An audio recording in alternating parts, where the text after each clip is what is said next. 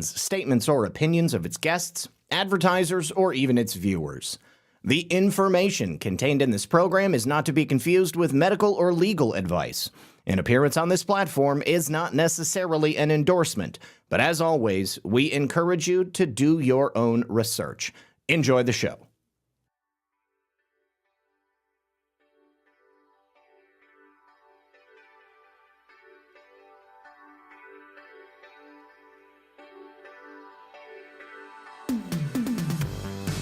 Good evening, everyone. And, of course, welcome back to another very exciting episode of Red Pill News Live.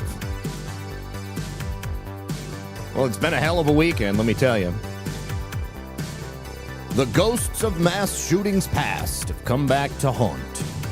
The past, the present, and the future converge in twin events taking place in Bondi Beach, Australia, and Brown University, the Ivy League center of the elite cultural playground. And the FBI foils a domestic terror attack. All right, also, I had a number of people reach out to me and tell me that not only were my accents racial, but also dehumanizing. So I'm not gonna play around anymore, I guess.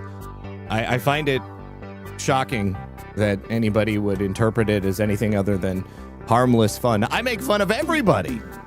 And I actually love accents, let me tell you guys. I think it's great. So if you're out there, if you're from another country and you want to pretend to do an American accent, I want you to know that it doesn't offend me. Nothing offends me. And I am, I'm shocked that people in today's world, on our side of the aisle, are offended by things that seem to be so overtly politically correct. Anyways, I'll just make fun of myself. How's that? So listen, what I need you to do is to sit back, relax, and grab your popcorn, hit that like button, hit the red pill, hit the thumbs up no matter where you're watching, and we're going to get into it right about now. Oh, all right. So anyways, I said on the thumbnail here, false flag weekend of chaos. Now, I want to be very clear because somebody always has an opinion, and I know somebody's going to come in here and say, false flag, how could you say that? I know someone who died in that event. Just because something could be categorized as a false flag doesn't mean that there aren't real victims, there aren't actual things that happened. All I'm saying, and I will present it all to you, is that what we're being told is not what really happened. The narrative doesn't match the reality of the situation. And before I get into that, I would like to just say thank you very much to Hogleg71 for the cookie in the can. It's going to be difficult for me sometimes to not do the boss hog because that is truly one of my favorites. But that was what was shocking to me. Somebody said that people from Georgia are people too. Well, no shit, Sherlock. I know that people from Georgia are people. When I do a Southern accent, it doesn't mean that I think those people are less than me. I mean, I do accents all the time, even when I'm off the air. Lisa will tell you. It's just the way that it goes. Unicorn77 says, Zach, your accents are awesome and we love them. Well, thank you very much. Maybe more people need to reach out and say, Zach, there's nothing wrong with the accents. Or maybe I need to explain to the people that I'm not being racist and I'm not being dehumanizing when I do this. I feel like if people have seen my show for long enough, then they'll recognize that I'm like the first guy to say that just because someone has an immutable characteristic that we can point to in relation to a story doesn't mean that that is the cause of the story. Like the BLM scammer from last week. She didn't scam because she was black. Well, I mean, the reason that she scammed didn't begin with her being black, but she did use her blackness as an opportunity to scam. And she didn't just scam white people. She also scammed black people. She scammed everybody who ever donated to BLM. But I don't think that her blackness was a symptom of the scamming. I think the scamming was a symptom of her blackness. I guess I don't really know how to put it. But anyways, it's not racially motivated. People speak certain ways, and I find it hilarious when I can use caricatures in the course of my news. Mimi says, please don't change who you are. We all love you, and we love all you do. Well, thank you very much. Somalian accent, it escapes me. I can say, I'm the captain now. And I can't even do it. I'm the captain now. Hey, look at me. I'm the captain now.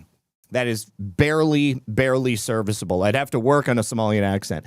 Eleanor says, accent away. I am from the South. It never offends me. We love your accents. Challenge to support your accents. Well, thank you very much. Thank you. Maybe a politically correct disclaimer before using said accent. Isn't that gay as hell?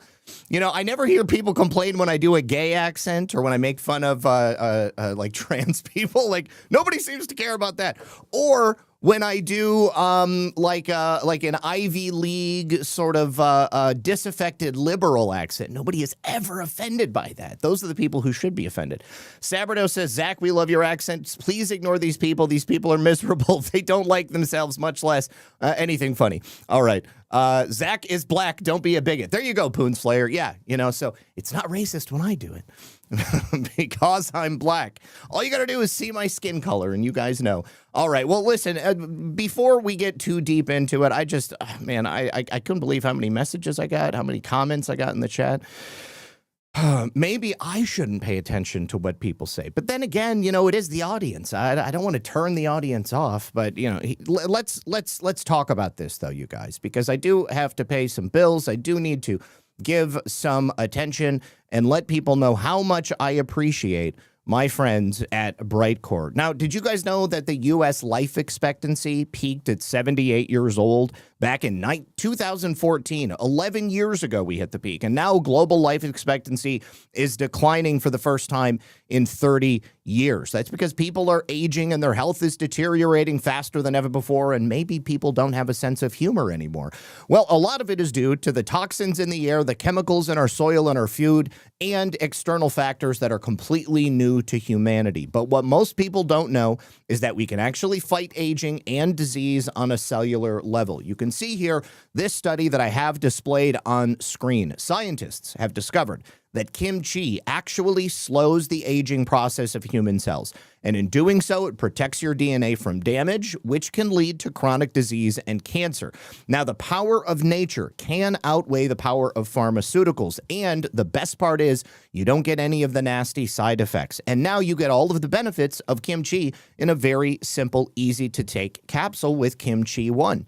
Each capsule delivers over 900 probiotic strains plus antioxidants and enzymes because as we age, we become more susceptible to microbial threats. Our systems get overloaded. But this is the good news. Kimchi 1 is a natural antimicrobial. It helps your body fight off harmful bacteria like fungi, viruses, and parasites, all while boosting immunity and energy. And best of all, Kimchi 1 is 100% made in the United States of America. It's all natural. There are no GMO products in it. It'll support your gut, protect your cells, and make you feel younger every single day with Kimchi 1 from Brightcore. And even better than that, we can offer you this very special deal right now. Today, you can get 25% off your order by using the code REDPILL when you visit my website, mybrightcore.com/RedPill. Or for an even better deal, the best deal you can get, you need to call Brightcore at 888-383-5996. You're going to get up to 50% off. You'll get free shipping, and you'll even get a free bottle of vitamin D3 with your order. Once again, that number is 888-383-5996. You can detox your body, rebuild your gut, and take your health into your own hands starting today. And the good news is, unlike the traditional pharmaceuticals that a lot of people take, which your body will develop a resistance to, and then the creepy crawlies out in the environment will also develop a resistance to, Kimchi 1, because it's totally natural, your body is not going to build up a natural resistance to it. The antimicrobial effects will only get better as time goes on because your body will get healthier. All right, so I need to say a couple of more thank yous over here. Appreciate you guys. Warrior Mima, Zach, my ancestors were some of the original settlers for Georgia and Florida, and I'm darn sure not offended by your different voices. It makes me laugh. Keep it up. I appreciate you, Warrior Mima. Thank you for that. Let me say also thank you to Duke Nukem USA. You were there watching games yesterday, brother. Good to see you again. Your accents are awesome, man, and you're cursing. Newsflash, everyone curses, including the president. Stop trying to tell our repeat not to swear or do accents. Love the Xenomorph, brother. That's right, you do. You are another fan of the Alien franchise. Hold on. I am a huge fan of the Alien franchise, and this was a big influence on me when I was a kid. The Aliens movies, Alien 3 to a lesser extent, what was the other one? The Rise of the Machines to an even lesser extent. They just kept getting worse and worse, basically. Alien 3 was the last one that was any good to watch. But I absolutely love that stuff. And somebody out there is going to say, what the hell is a grown man doing with toys? Well, you know what? I think that the most interesting people in the world are those who have not lost their childlike wonder, their curiosity, and their interest in all of the things that brought them joy as they were growing up and becoming who they are. Check out Star Citizen. I've had a lot of people suggesting that I check out Star Citizen recently, and I think isn't that a Bethesda game? I know that they have some mods for it so that you can play like Star Wars characters and stuff. Star Citizen is going on my wish list. I will go ahead and check it out. All right, so thank you very much. I need to say thank you to Esther G as well. She says, I just love the way you are. To quote Michael Hutchins, also, don't change. Appreciate you, my dear. No thanks, Joe says, thanks, Lisa and Zach. I hope that you two had a great weekend. I can hardly keep up with everything. I'm looking forward to watching your takes. Thanks for all your work. Much love. God bless. Be safe. Love you too, brother. Thank you for that. Filter Dog says, I love Kimchi 1. I'd also be wondering, it's an RSI game. Okay, maybe I'm thinking of a different game, but Star Citizen, I know that people have told me to play it here recently. Filter Dog 1, thank you again for checking out Kimchi 1. Also, if anybody out here in the audience lives in another country, I'd be interested to know what happens when you call the 800 number, because they never said specifically to me that you can't order Kimchi 1 if you're not a resident of the United States. Boys Blanc, thank you for the cookie. Thank you for another cookie. I thought you were mildly retarded. Accent was fine. I love you. That's great. You can call me a retard and a fag all day, and I'm not going to care. Hogleg 1, thank you for the can, and thank you for the cookie. Okay, let us begin. First of all, update on the situation with Andrew Wolf. Andrew Wolf is now out of the hospital. He's been moved into an inpatient rehab facility. Now, he's not completely out of the woods yet. His parents report that his head wound is slowly healing, and he's beginning to look a little bit more like himself. The West Virginia National Guard posted an update about his situation on social media, and they said that Andrew, defying the odds, continues to reach new milestones on a daily basis. He is completely able to breathe on his own. With this move into the inpatient facility, he is also beginning to do other things. Apparently, he's not able to speak yet. I'm not sure if that's a symptom of the head wound or because they had him on a breathing machine for so long. But they do say that he has a certain strength and determination that is allowing him to get better and better. With these improvements, they now expect that his journey forward is only going to get better. And his mother said, our boy is going to recover. Andy can't speak yet, but he was able to give his mom a kiss, and he was reacting to funny pictures that were shown to him by his friends. What a miracle. So praise Jesus. So happy to see that Andrew is getting better. Obviously, the ultimate diagnosis is yet to be seen in the future. Odie115 says, Zach, keep the accents. Karens, remove the sand from your panties and lighten up. Okay, thank you for that. Appreciate it. All right. So, also, over the weekend, a terrible incident took place in Syria.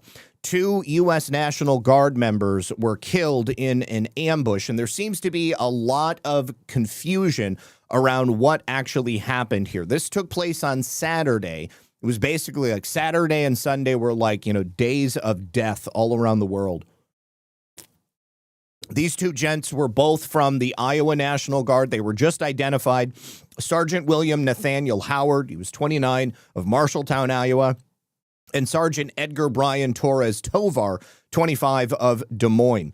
So what happened was these guys were in Palmyra. There was an operation going on, and apparently there was some type of an ambush that took place. This operation is Inherent Resolve. The Army has said that the investigation is still ongoing. But according to the Department of War, these deceased U.S. National Guardsmen were traveling, and they were ambushed in some fashion. Now, there was also an interpreter that was killed. There were also 2 additional soldiers that required further medical treatment. They are stable and they're obviously healing. There was a 3rd soldier who was treated locally. He did not need to be air evac. And I mean, I have seen people. I've seen reporters and influencers suggesting that this was the Syrian military forces. As far as I know, they came out and said, this is obviously not us. I have also seen suggested that this is some other remnant of ISIS, but nobody knows anything. It's completely a mystery at this point. I even thought I saw somebody suggest that maybe like Iran had something to do with this, but I find that to be very difficult to believe. I mean, if anything, it could have been a misunderstanding, but likely it was probably some local CIA-controlled Syrian rebel force that is upset that there is normalization going on in the country, and they want something far, far different to be taking place there. As we learn more, we will let you know. Redgun51, thank you for the can. All right, now, last week, President Trump pardoned Tina Peters. We learned about that late in the week. Now, it is official. The prison officials, well, the Attorney General said, we're not letting Tina Peters go. The government can go pound sand. And Peter Tickton had attempted to get her released over the weekend, and they have also said, we are not going to let her out. So the attorney for, an attorney, he's not representing Tina as far as I know, but he said that the pardon is not being honored by the prison system. And Peter Tickton delivered this letter to the warden of the prison. He sent this email on Friday, late in the afternoon, just a couple hours before we went on the air. Dear Warden Werlich, please be advised that I represent Tina Peters in the Colorado Court of Appeals, where her appeal is pending. Mrs. Peters is a prisoner at La Vista Correctional Facility in Pueblo, Colorado.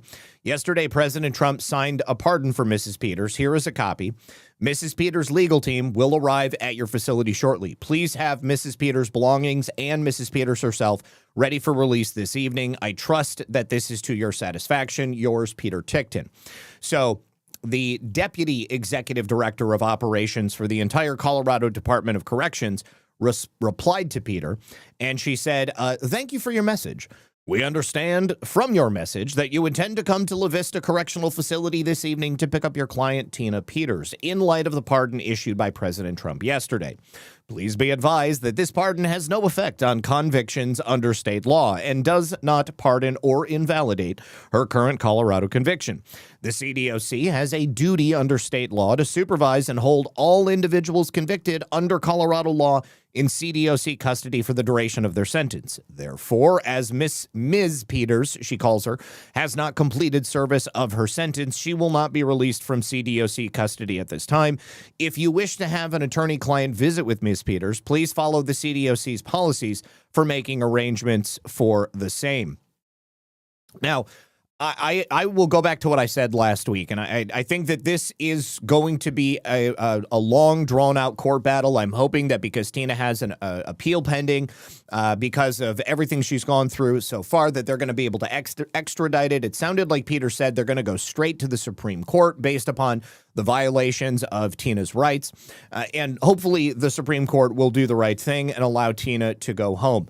I also believe that there is a possibility that they may jump straight into election fraud because, as you're going to find out, some new things broke about election fraud this weekend as well. Now, Rasmussen put together this thread here of information about what Tina went through and the laws that govern exactly what she did. So, one thing to hold in very close to the front of your mind is that Colorado election laws are, of course, subservient to federal election laws. And the election laws in Colorado assume that the federal certification of their election equipment that they are using to actually implement the state elections, and then, of course, the federal elections that are held in the state, that these are certified properly under HAVA.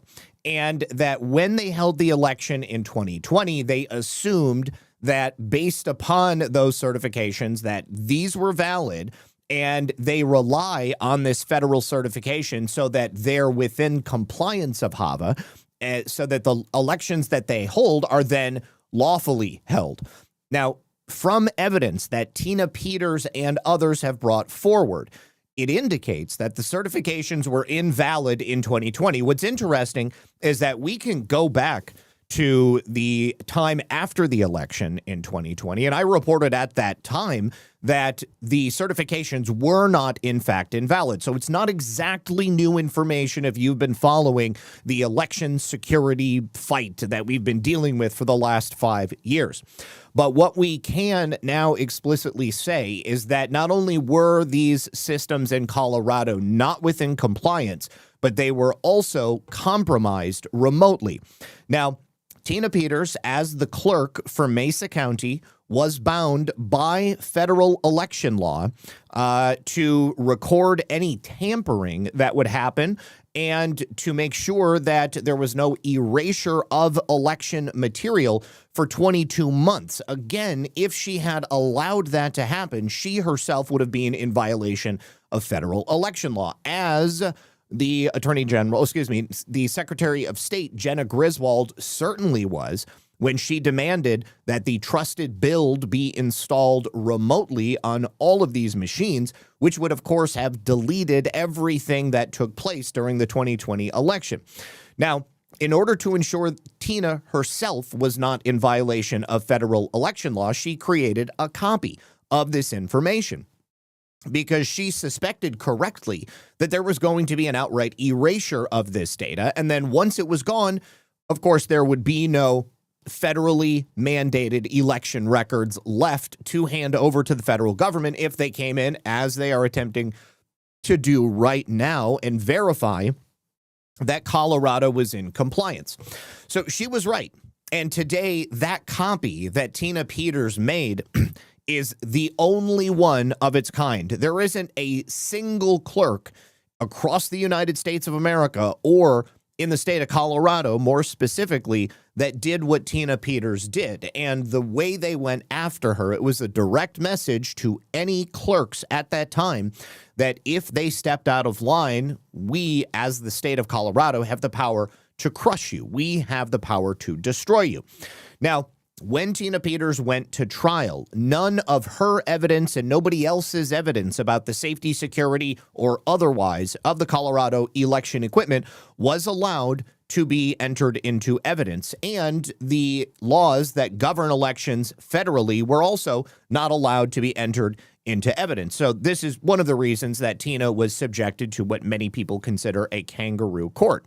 Now, since that time, we've had a number of individuals come forward, including a whistleblower who is within the election theft cartel, as it were, and has now testified under oath that this copy that Tina Peters made is the only one of its kind from the Colorado election system, and more specifically that all Colorado election equipment is fully compromised by foreign actors just like him. This is the Venezuelan general, if I'm not mistaken, who we've spoken about on a number of occasions. Rasmussen has published all of their deposition that they had given, discussing what it was they exactly did and the manner by which they were able to manipulate the election system.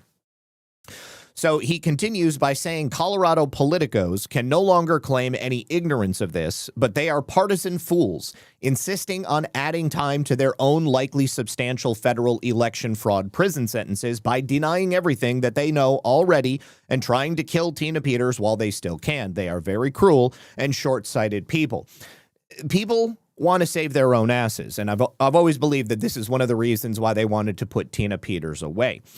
If they control where Tina Peters is physically in time and space, if they control what she is able to say to the public, if they can control everybody else around her that may get a smart idea about being a Tina Peters, then they can likely try to keep themselves out of prison indefinitely waiting out the timeline until President Trump is no longer here, and perhaps they can return to sort of the status quo that they had previously.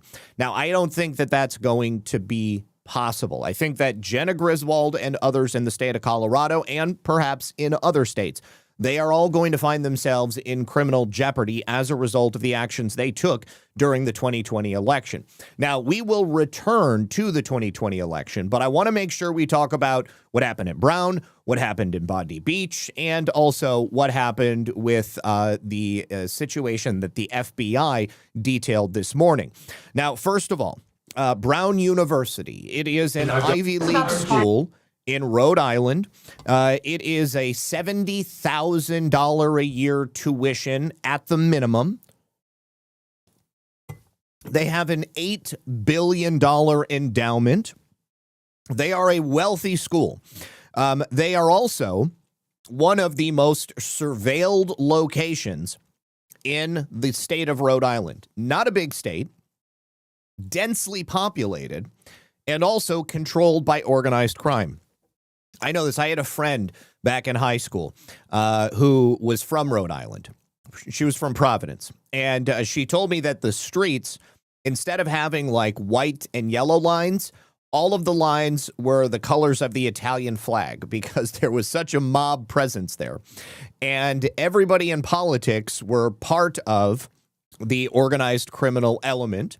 And so nobody got busted. Everybody was in on the grift. So what happened? Well, the kids at Brown were taking finals over the weekend. This happened on Saturday. And somebody came in through an unlocked door, walked into a room where it appears some young Republicans club was meeting, or some individuals who were targeted were meeting. And the killer shot these two people and then disappeared into the ether. Now, hours later, 6 hours later, they had no idea who had done it. Later on that night, somebody was arrested. Their name was leaked to the media. The police in Providence, the public officials, they acted as if this individual was the guilty party. I saw people on social media. This was a weekend. I said, false flag. It was a weekend of fake news all around. People were reporting that multiple people with this name was the guy that perpetrated the incident. Nobody waited for anything to be confirmed. Nobody did background checks. Nobody reached out to anybody. It was just people saw a name on a LinkedIn post and they started sharing it. And I saw reports that the guy was an anarchist. I saw reports that the guy was like a PSYOPs officer or a cyber comms officer. I saw reports that it was a Muslim. I saw reports that it was America First. Nobody knows anything. Most of all, the freaking police. They have released one grainy video, which looks a lot like the January 6th pipe bomber video, only in like lower resolution in the middle of the day, all black, walking down the street. And then they did release another like 10-second clip of what appears to be the same person, but you can't see anything. You see it's a person wearing all black, walking down the street. I mean, that happens. But they don't tell us anything about a car. They don't release any video from inside. They don't release any of the audio from inside. The only video that I saw from inside was video after the police entered the building and they were trying to break down the door to get these students out. I have seen nothing else come out. And so the question then becomes, how in the hell is it possible that Brown University, with as many cameras as they have zero footage of this guy from inside the building? The only thing that makes sense to me is that the narrative they would like to expend, they would like to seed into your minds, does not match up with the individual who appears to have committed this act. Now, that being, all things being even, either that or this is like a targeted killing and this guy is just that good. They don't have any idea why it would be that this person would happen. But when you see who was killed, I think you may agree with me that this was likely done as an act of intentional murder to kill a particular individual. But here is the police being asked, why in the hell don't you have any video? It's about the process. The most common question I've gotten for the last 24 hours, it revolves around the fact that Brown University is the most camera-ridden, most responsive piece of real estate in Rhode Island, and yet there seems to be little or no video evidence outside of that clip. You know, respecting the investigation, is there a lot more video that we're just not able to see yet? Bingo, Sheba. Because of the ongoing investigation, or is there simply no video? So what we shared with you the other day is what we have that we could share, and then we'll continue to, again, we're continuing to collect evidence. As we speak, we have detectives out there trying to continue to find. So I don't want to tell you that there's no more video because we might find something within the next few minutes. So yes, it's possible, but what we gave you the other day is what we have. Go ahead. I'm sorry. So essentially, he's saying that little clip, which appears to be from outside, is the only clip they have of this person. I call bullshit. I do not believe that because, of course, you know, there are cameras all throughout the building. Unless this person was read in enough to know that you could take a particular route to get to a particular room and there would be no cameras to catch you. I mean, that would indicate a level of planning and intel that is over and above just a random ass shooting taking place. Now, that didn't stop the Democrats. Okay, Senator Chris Murphy, Democrat from Connecticut, he went on State of the Union over the weekend, and he, of course, blamed President Trump for the shooting, even though there's no suspect, there's no motive, there's no, like, footage of this happening. This is completely a wide open scenario. But he says that it's the hateful rhetoric of the president that created this episode. Here he is going after President Trump. Donald Trump has been engaging in a dizzying campaign to increase violence in this country.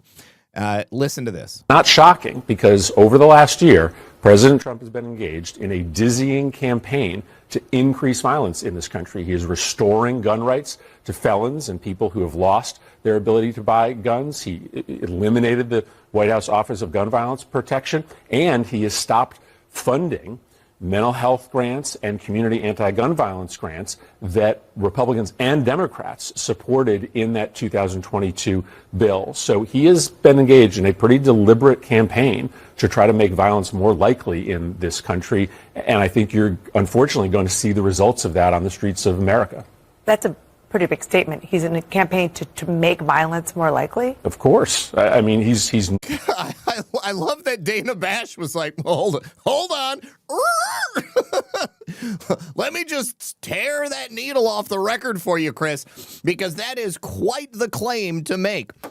President Trump has done nothing to increase the likelihood of violence in the United States of America. But it should surprise no one that Chris Murphy, who is an avowed leftist, would love to use this incident to take more gun rights away and to put us once again into a position of indefensibility. Because you know what happens when you take guns out of the hands of citizens? We're going to show you because you see it in Bondi Beach the next day. Knowingly restoring gun rights to dangerous people. He is cutting off. No evidence that a single person who has had their gun rights restored. Now, keeping in mind, the people who have their gun rights restored are people who are non-violent offenders. It's not like someone who committed a double homicide and then gets out of prison 25 years later is going and reapplying to receive their gun rights again. That person is not going to get a gun. All right. But like somebody who did something stupid, non-violent, maybe a financial crime or something like that, if they committed a felony, nobody is getting their gun rights back who has ever committed a crime along these lines. Grants that have bipartisan support to try to interrupt violence in our. Oh, grants. That's what he's talking about, grants. Okay, this is where it is. This is what he's really upset about. He's worried that the money is not flowing. The money that did absolutely nothing except make people like him and his base rich. Cities, or to try to get necessary mental health resources to families. President Trump is also reopening mental hospitals. President Trump is the only one actually doing anything that's truly addressing this stuff. Let me tell you, gun control doesn't work because Chicago is one of the most strictly gun-controlled cities in the nation. Chicago, New York, both run by Democrats. And the people who are criminals, they have no problem getting guns. They have no conscience about using guns to commit acts of violence. When law-abiding citizens can't get their hands on implements of protection in the form of firearms, they become victims because a bullet travels a lot faster than you can grab a knife or a baseball bat. Families and children in need. The evidence tells you that when you stop funding mental health, when you stop funding community anti-gun violence programs, when you give gun rights back to dangerous people, you are going to have an increase in violence that is knowable and that is foreseeable. Okay, and there is literally no evidence to suggest that what Chris is suggesting is actually true. Now, the chances of surviving a mass shooting event is about 1 in 9.1 million. I went over this with Brian this morning, okay? The chances of surviving a single mass shooting event is 1 in 9.1 million. You remember last week, I took you through the number of people who have actually died in mass shooting events. You have tens of thousands more people than have died in the last 10 years from mass shootings that die every single year from falling. You are far more likely to die from falling than you are from getting shot by a bad person in a public place. So 1 in 9.1 million. To survive 2 mass shooting events, it's like 1 in 600 billion, okay? Nearly a trillion. It's like 9.1 million squared. All right. However, at Brown University, there were 2 former victims of mass shootings. There was one woman named Mia Toretta in 2019. Mia Toretta was shot in the abdomen during a mass shooting at Saugus High School in Santa Clarita, California. At that time, 2 students were killed. 2 others were wounded. She was 15 years old. However, she was studying in her dorm room on Saturday when she gets a warning about the lockdown because there is something happening. She wasn't sure, but she felt it might be a shooting. So then more alerts came in, and then everybody started locking the windows, and by the end of the day, 2 people were dead, 9 were injured. She said no one should ever have to go through 1 shooting, let alone 2. She is more likely to win the freaking lottery. If I was Mia Toretta, I would start buying lottery tickets. And it's not only her. There was also Zoe Weissman. Zoe Weissman was a survivor of Parkland in 2018 at Marjorie Stoneman Douglas High School. Zoe Weissman wrote on social media that she, too, is now a survivor of a second mass shooting event in the form of this incident. So that is so highly implausible. And it's not the first time that we have a seriously implausible event taking place this weekend. Now, I mentioned that somebody was arrested. Well, he wasn't arrested. He wasn't in custody. He was only detained. The chief of police had to actually be corrected because, of course, first they said they arrested somebody. And then as time went on and it became obvious that he may not be the guy they were looking for, they said that he was in custody. And then somebody actually corrected him live on the air and said, no, sir, he's only detained. Because even though, like, physically there isn't much difference between arrest, in custody, and detainment, they are all specific legal things that the chief of police should know. It's a lot like the chief of police in D.C. being asked what the chain of command is. And she says, what does that mean? Like, are you kidding me? DEI hires all day long. So Benjamin Erickson, he was not a student at Brown. The person that was identified online as Benjamin Erickson was allegedly a student at Brown, was not him. Another guy named Benjamin Erickson, different picture, different face, also allegedly this guy, not him. As far as I know, this Benjamin Erickson, a Wisconsin native who was not a student at Brown, hasn't even been identified. They haven't successfully identified him yet. But he was taken into custody and detained on Saturday. And on Sunday, they ended up letting him go. Providence Mayor Brett Smiley announced that they were going to be releasing him from custody. Now, they don't know whether or not he did it, and they won't say whether or not he did it. All they'll say is that they don't have enough evidence to prosecute him. So it sounds like they think he might be the guy. But the one thing that I know is that there appears to be a massive level of incompetence on display here in Providence, Rhode Island. Take a listen to the mayor. Shortly, we will be releasing the person of interest who had been detained earlier today. And the Attorney General can speak a little bit about the rationale for that. But we want to inform the community that that individual will shortly be released from Providence Police. Hold on. I need to ban Jacqueline. Sorry, Jackie, you're a bot and you're done. Oh, all right. So they had to release him. They had to release him. He's gone. He's no longer in custody. In wind. Now, because of how small Rhode Island is, whoever this was, if it wasn't Benjamin Erickson, dude could be down here in Florida now. I mean, he could be in Missouri for all we know. He might have hit the Atlantic. He might have gone down to South America. Who knows? But the thing is that if it's not this guy, Benjamin Erickson is going to have a major lawsuit against the city of Providence. He is likely to own Providence at the end of this, because as soon as his name got out, the entire internet latched onto it, and everybody started blaming multiple people who were not even the guy that they had in custody. All right, so now the Attorney General had to come out and apologize to Mr. Benjamin Erickson. Now, of course, the question now is, who had the loose lips and went to the media and said, we got him. We got him. We got Benjamin Erickson. Make sure you write it down. I got an exclusive for you. I got an exclusive. It's Benjamin Erickson. You know, I want to share with the people of the state of Rhode Island what this investigation looks like, where we are today, where I anticipate it moving forward. So last night, I wish you could have been with me in the command post where there were dozens of Providence police officers working to develop leads. Do we have any hearing impaired members of the audience? I know that people have messaged me before and said that they are hearing impaired. If you watch on YouTube, you already have access. You have had access to captions for a long time. Rumble just started doing captions maybe 6 months ago, so now you should be able to get captions of every single show. I hope that that is helpful for you.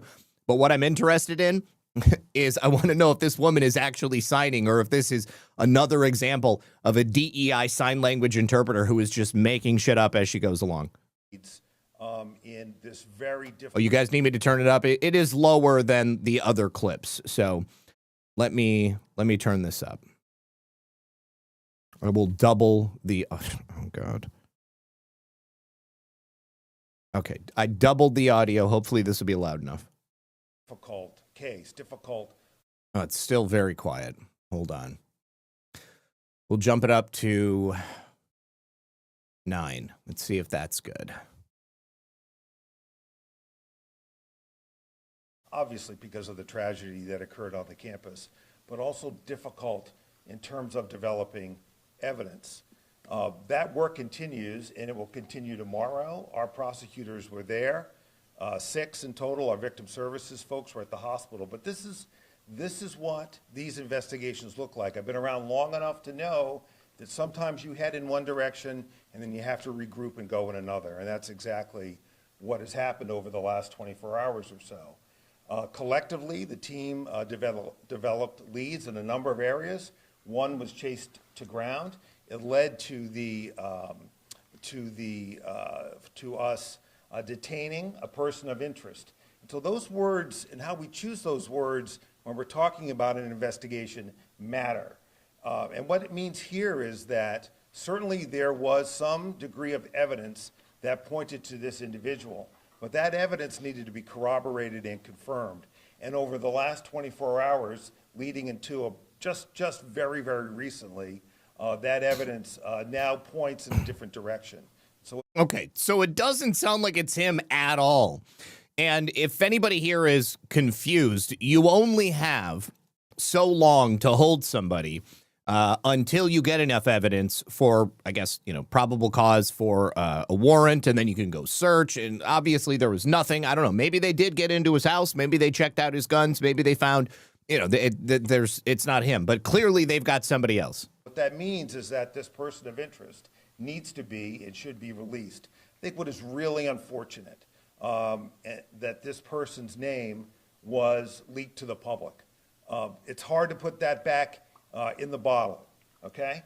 So we're going to proceed very carefully here. There is too much at stake for the victims of this horrific crime and their families to take chances with respect to this investigation. But they already did. They already screwed the pooch by getting this dude's name out. I mean, he is now persona non grata in Providence, and he may want to move back to Wisconsin. Not the only time that this happened this weekend. They have wait until we get. We're going to move on to Bondi now, because Bondi is a whole other thing in and of itself. But before we do, we have to talk about the victims. First of all, you have Ella Cook, beautiful young girl, 19 years old. She is one of the two confirmed victims, and she is from Alabama. Now, she was a member of the Catholic Cathedral of the Advent in Birmingham, Alabama, and she's also vice president of Brown University's Republican Club. She was a sophomore, and she appears to be, based upon new reporting, she appears to be a primary motivation for this killing. Now, someone who knew her, Alex Shea, is a former university student at Brown. He knew Ella through the Republican Club. He wrote on X, "I'm still in shock over the news from Brown, where I was a student until a few months ago. It broke my heart to learn that Ella Cook, a sophomore from Alabama, is no longer with us. I knew Ella through the Brown Republicans. She is VP. Being a conservative at Brown isn't always the easiest, but Ella was never afraid to share her beliefs on an overwhelmingly liberal campus and support others in doing so." That is highly notable. Okay, we know how brainwashed the university system is. The liberal elite ivory tower university system even more, and the East Coast ivory tower liberal university system even more so than that.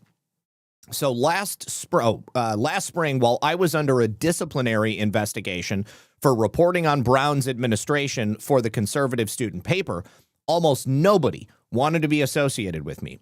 Ella was one of the few who were willing to stand with me in public and help hand out newspapers in front of the dining hall. So she was a known quantity on campus. Everyone at Brown who knew Ella, regardless of their politics, found her to be friendly and kind. My thoughts are with Ella's family.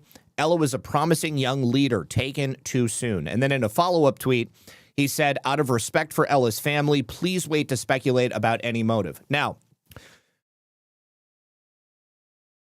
here is her picture, okay? I am not really seeing this reported on. Now, if this was a Palestinian, if this was a Jewish student, if this was a black student, if this was a Hispanic student, then their picture would be plastered all over every single mainstream media channel. They would also be talking about whether, was this person shot because they thought they were an illegal? Was this person shot because it was a racially motivated crime? They hated black people. Was this an anti-Semitic attack? Was this an Islamophobic attack? But, oh, wow, okay, it's a Christian white girl from Alabama, so they're not really going to talk about it in the same way. Now, she was a part of only 20 openly conservative students at Brown. That is how infinitesimally small the community that Ella was comprised of at Brown University. Yeah, they would already be granted sainthood. You're right, my brother. You're right. All right. Now, Mark Halperin, all right, has said that he is getting reports, don't know where, but he's getting reports that Ella was the target. Now, what I've heard is that this individual walked into the room and immediately started looking for Ella. Like actually asked where she was, walked right over to her, boom, shot her and killed her. Haven't heard anything about the other person who was shot. We'll talk about them in just a moment. But Mark Halperin is saying that he is hearing she was the primary target. Now, the killer allegedly shouted something or said something before the shooting, but nobody knows what it is. The only person who I've seen report anything specific is Laura Loomer. And allegedly the guy said Allahu Akbar. So take that with a grain of salt. Nobody else is saying that, only Laura Loomer. So I am not going to run with that. But let's go ahead and listen to what Mark Halperin heard. Are telling me that the family of, I just need to look up her name, I apologize. Ella Cook, I think. Thank you. Mark. Thank you. Yeah. Thank you. That the family of Ella Cook, the Alabama young woman who was a sophomore, has been told that she was the target of what happened at Brown. I have no. Okay. And this is the important thing, because it's coming from the family. Now, why the police, hey, with as many freaking press conferences as they've done, they've been on the air for like the last 3 days straight, but they haven't said anything about Ella being the target. Why would they not come out and say that? Why would they not come out and say this girl, one of the dead, was the one that this person was trying to kill? It doesn't make any sense. But they went to the family and said, we've already determined that your daughter was the target. Why would they want to kill this young girl? Well, I'll give you a potential motive. She was one of 20 conservatives on campus. She was the vice president of the Republican Club. This is what I meant when I said earlier that this killing does not fit the narrative. Because I'm going to put it out there right now. I guarantee you that the person who shot Ella was not somebody on the Republican Club. All right, so it does not fit with what they want to say. No idea whether that's true. There's other theories about why the person did what they did, but now that we don't know who the assailant is, it's... Yeah, Shane, I'm with you. I think so. But of course, it's not a hate crime when you kill conservatives or white kids. It's going to be harder to say. But if it's true that she was targeted, that's a big story because she was one of the most visible conservatives on that campus. Don't know that it's true, but probably most of you don't even know that that's being alleged because you'd have to follow certain accounts on X or have sources, as I do, who are telling me that. So... Melody in YouTube, she says, we are in Alabama. This is so sad. My thoughts and prayers with the community, thoughts and prayers with Ella's family. It is. It's horrible. I mean, she should be alive. This is not the kind of thing that we should see. But unfortunately, what Senator Chris, whatever his last name was, I can't remember, he wants to blame President Trump and he wants to blame conservatives for the violence in this country. I see the violence coming from one particular set of people. Amber, if she was targeted, and again, we don't know that, but if she were targeted, what would the implications of that be? Well, I'll start with a couple of things. Well, we already know what the implications are. The implications are that violence against conservatives, violence against white people is totally normalized in this country among the left. They already have no problem committing violent acts against us. They have said this publicly. They will tell you over and over again, and they are not shy about it. Now, here is the second student. Now, he is an 18-year-old Uzbek native. He is here on an immigrant student visa. His name is Muhammad Aziz Ermerzakov. He is the only other person who's being identified. And I don't know if either of these two people have anything to do with the person who is initially a person of interest. But this is what they say about Muhammad Aziz Ermerzakov. He was tragically taken from us in the Brown University shooting. He was incredibly kind, funny, and smart. He had big dreams of becoming a neurosurgeon and helping people. This, again, is the kind of immigrant we want here. He continues to be my family's biggest role model in all aspects. He always lent a helping hand to anyone in need without hesitation. He was one of the most kind-hearted people our family knew. Our family is incredibly devastated by this loss. Any donations will help significantly with any expenses my family will have to face, and the rest of the funds will be donated to charity in his name. This is what his family wrote on the GoFundMe. Now, he was there on a scholarship, okay? And so he was going to become a neurosurgeon. And he has two sisters who spoke with the New York Times, His family entered in 2011. Oh, I'm sorry. He's not here on a student visa. He is just a student, Uzbek native, and he and his family became naturalized citizens living in Virginia. So they've been here since 2011. They came here in the right way. He was described as gentle and extroverted. He worked at Wawa over the summer to purchase a new laptop ahead of the school year. His siblings, Ruxora Ermerzakova, 22, and Samara, 15, spoke with them. He chose to attend the elite Ivy League school because it provided him the best financial package. Now, because it was a Saturday, it was final exams time. So there were kids there doing final exams. We don't know if this young man was also a member of the Brown University Republican Club, but for whatever reason, he and Ella were in the same room together. So either they were part of the same group or they were taking a final. Now, this is the other thing. The school doesn't know why this group of people were in this room at the same time. They can't say whether the kids were there doing exams. They can't say whether they were visiting for a club. They are effing clueless, completely in the dark, or at least that's how they're portraying themselves to the public. Now, considering that Uzbekistan used to be part of the Soviet Union, is it possible that maybe young Muhammad understands like how dangerous socialism is and what the promise of the United States offers in terms of life, liberty, and the pursuit of happiness? I mean, he came here as a young child, 2011. So, yeah, I think that is entirely possible. I don't think he's the kind of person who is going to, grow up with that type of a background and then suddenly become a radical leftist and then just hang out with a young Republican named Ella. So, yeah, I think it's likely that maybe these kids were in the same club together and this kid was on the right path and perhaps people were jealous of him. So anyways, now we've got to jump to Bondi Beach.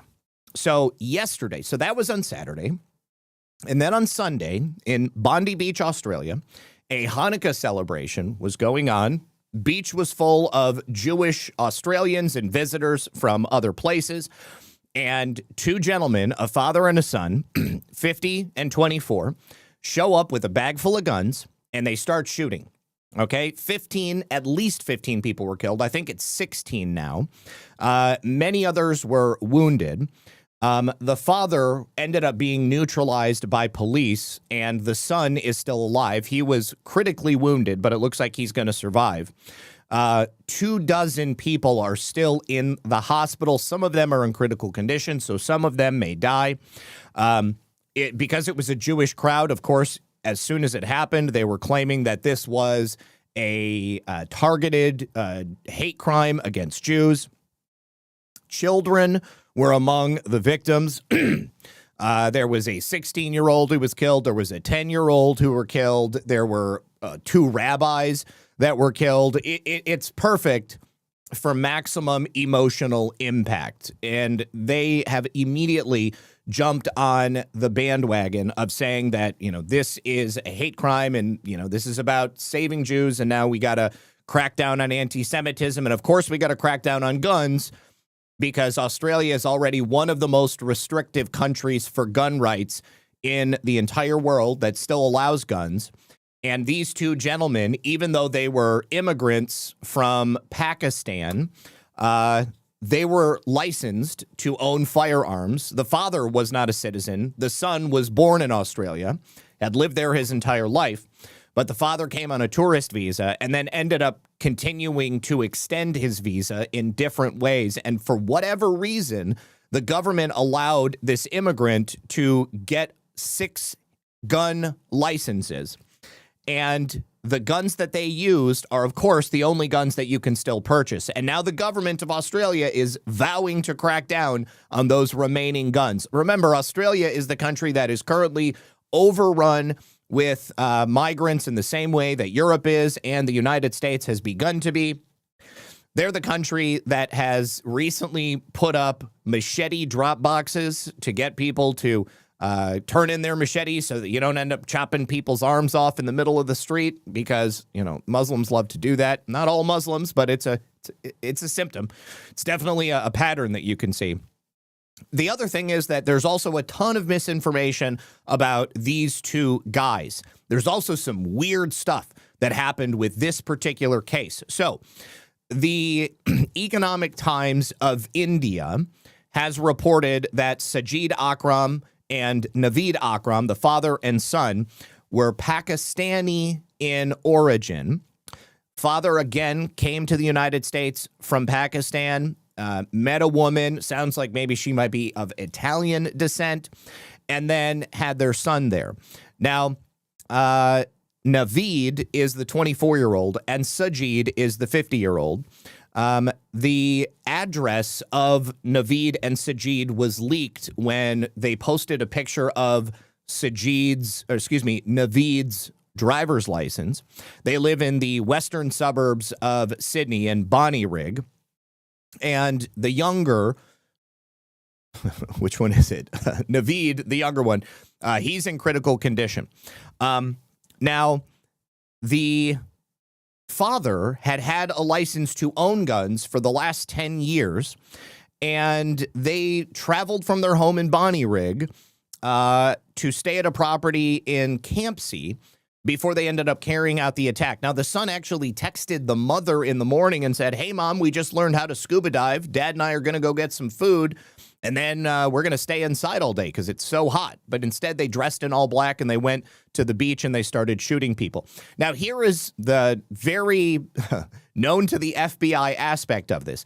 So ASIO is like the Australian Domestic Intelligence Agency.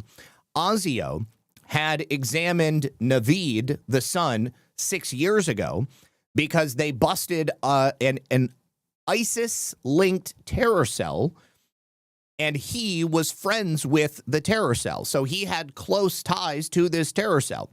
Now, the Joint Counterterrorism Team also said that an IS flag was discovered in their car, which was at Bondi Beach. Now, Bondi Beach is a popular destination, and they have a police station, which is right there. But for whatever reason, these guys were let free for nearly a half an hour to just run around and shoot bystanders on the beach. But 6 years ago, Naveed came on the radar of domestic intelligence because he was hanging out with terrorists. What happened after that? Well, there's a big gap. We don't know. And ASIO certainly isn't talking other than saying, well, we knew who he was, but we chose to do nothing. Now, again, there was a 10-year-old girl. There was a 27-year-old French national rabbi, another rabbi. The Shabbat leader for Bondi was there. They were obviously celebrating Hanukkah, so, you know, lots of Jews on the beach at that time. Now, it's notable here that the Economic Times of India is reporting they are Pakistani. That is the official narrative that they are telling. But somebody who knows this guy in person said that he's actually of Indian descent. Now, that could be that he's just confused. I mean, India and Pakistan are right next to each other. There's a lot of similarities. Certainly, he looks Pakistani to me, but if his mother is Italian, obviously his looks are going to change just a little bit. This is a picture of him, though.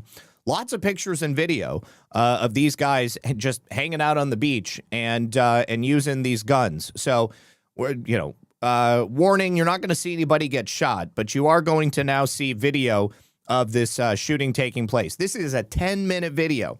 Not going to watch the whole thing.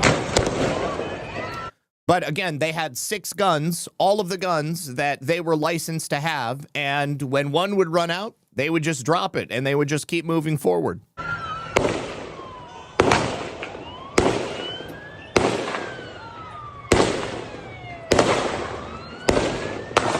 So the son is using a bolt-action rifle.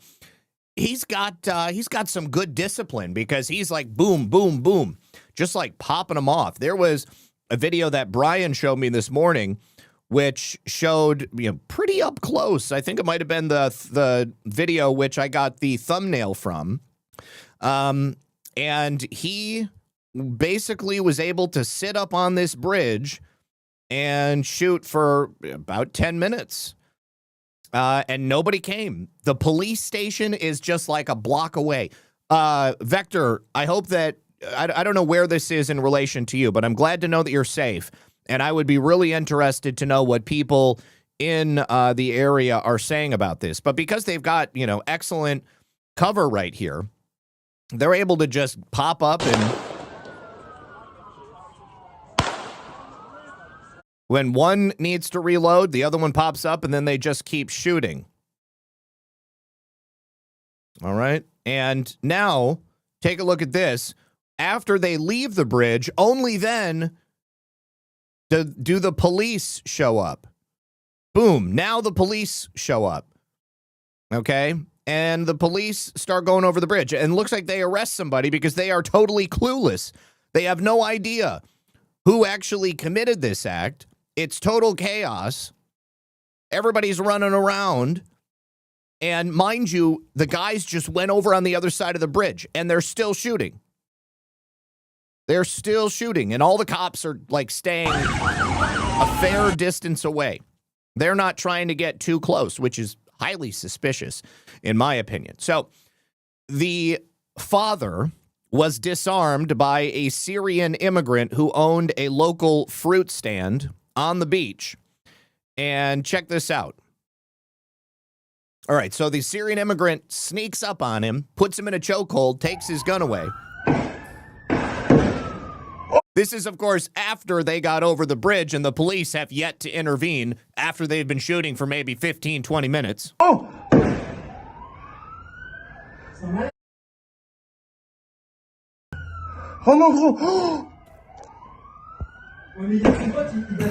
Now, you can see that the local Syrian immigrant is able to disarm this guy, and he doesn't appear to have any other guns. Maybe he's got something else in his bag, but they're only allowed to own long guns here, like bolt-action rifles and shotguns. They can't have handguns.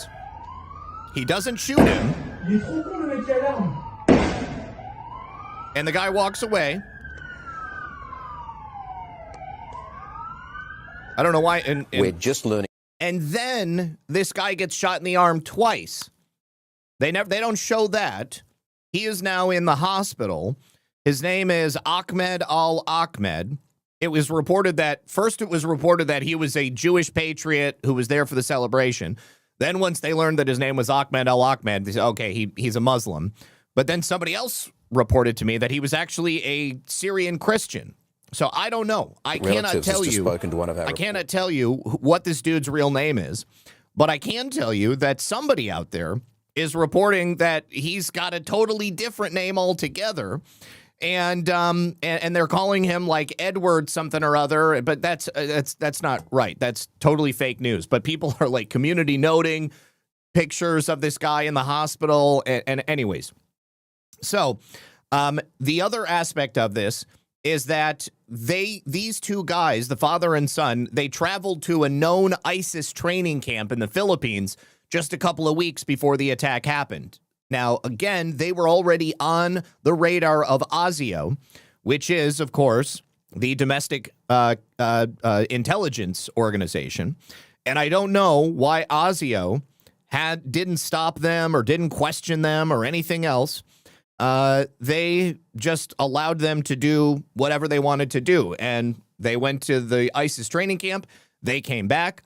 It is thought that they were possibly radicalized over there, but it sounds more like they were already radicalized and maybe they just went there to get a little extra training. Intelligence sources say the region that they visited is linked to these ISIS training camps. It's a well-trodden path for Islamic State operatives since 2019. Again, he was on ASIO's radar, and here he is up on that bridge popping off shots with this bolt-action rifle. Here is his father. And then, of course, there's a picture of an Islamic State flag. All right. Now, it wouldn't be a contrived operation if we didn't take a look at the Google Trends leading up to this event. So we're going to look at the Google Trends next. But before we do, I have a brief message from our friends over here on Rumble. Everybody, just a very quick word about one of the most important documentaries you're going to watch this year. It's called The Fall of Minneapolis. It's produced by Alpha News and the award-winning journalist Liz Collin. The film blows the lid off what really happened with George Floyd, the trial, the media lies, the police body cam footage they never showed you, and how an innocent city was burned while good cops were thrown under the bus. It's already been watched over 10 million times and praised by Charlie Kirk, Megyn Kelly, Jack Posobiec, Dinesh D'Souza, Tim Pool, and many others who care about truth and justice. The best part, though, is that it's 100% free right now. There's no subscription. There's no paywall. Just go watch The Fall of Minneapolis today at thefallofminneapolis.com or search for it right here on Rumble. And if the film opens your eyes like it has for millions of others, please consider a 100% tax-deductible donation at alphanews.org so that they can wake up even more Americans. You deserve the real story. Watch it tonight. You can search for it on Rumble, or you can use that QR code on screen right there. Thank you very much to Rumble. And a couple of thank yous to our friends over here on Rumble and also on Pilled.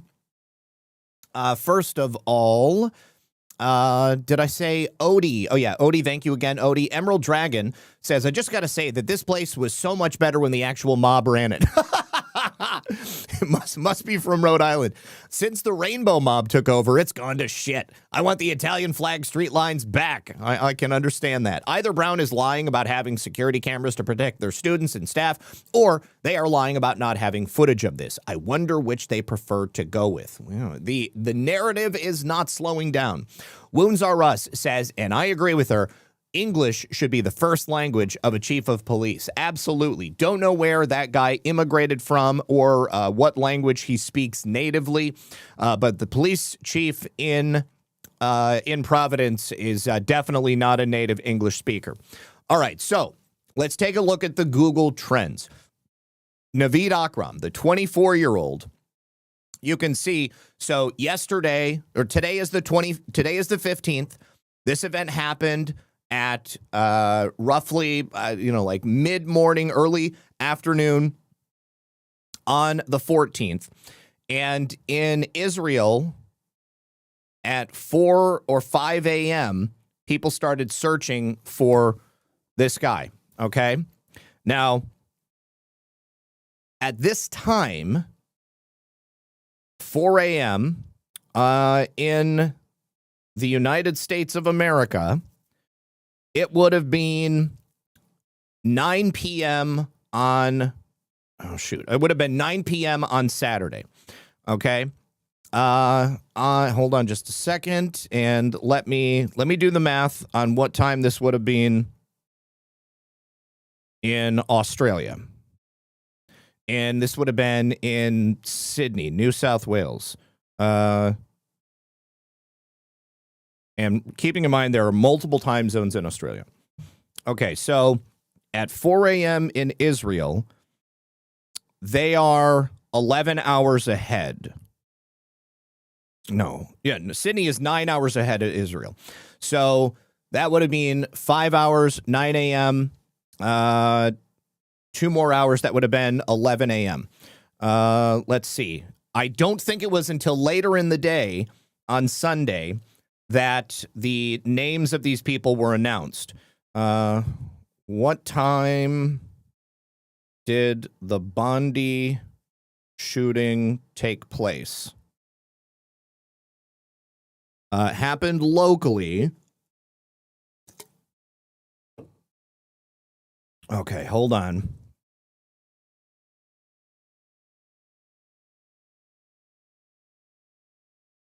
What time did it happen? I had this pulled up and my phone reset. Okay. 7:47 GMT. So 18:47. So that would have been 12 plus 6. That would have been about 6 p.m.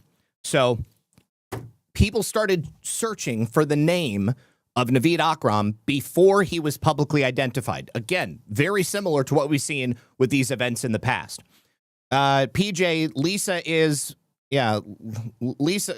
only going to boot people under certain circumstances.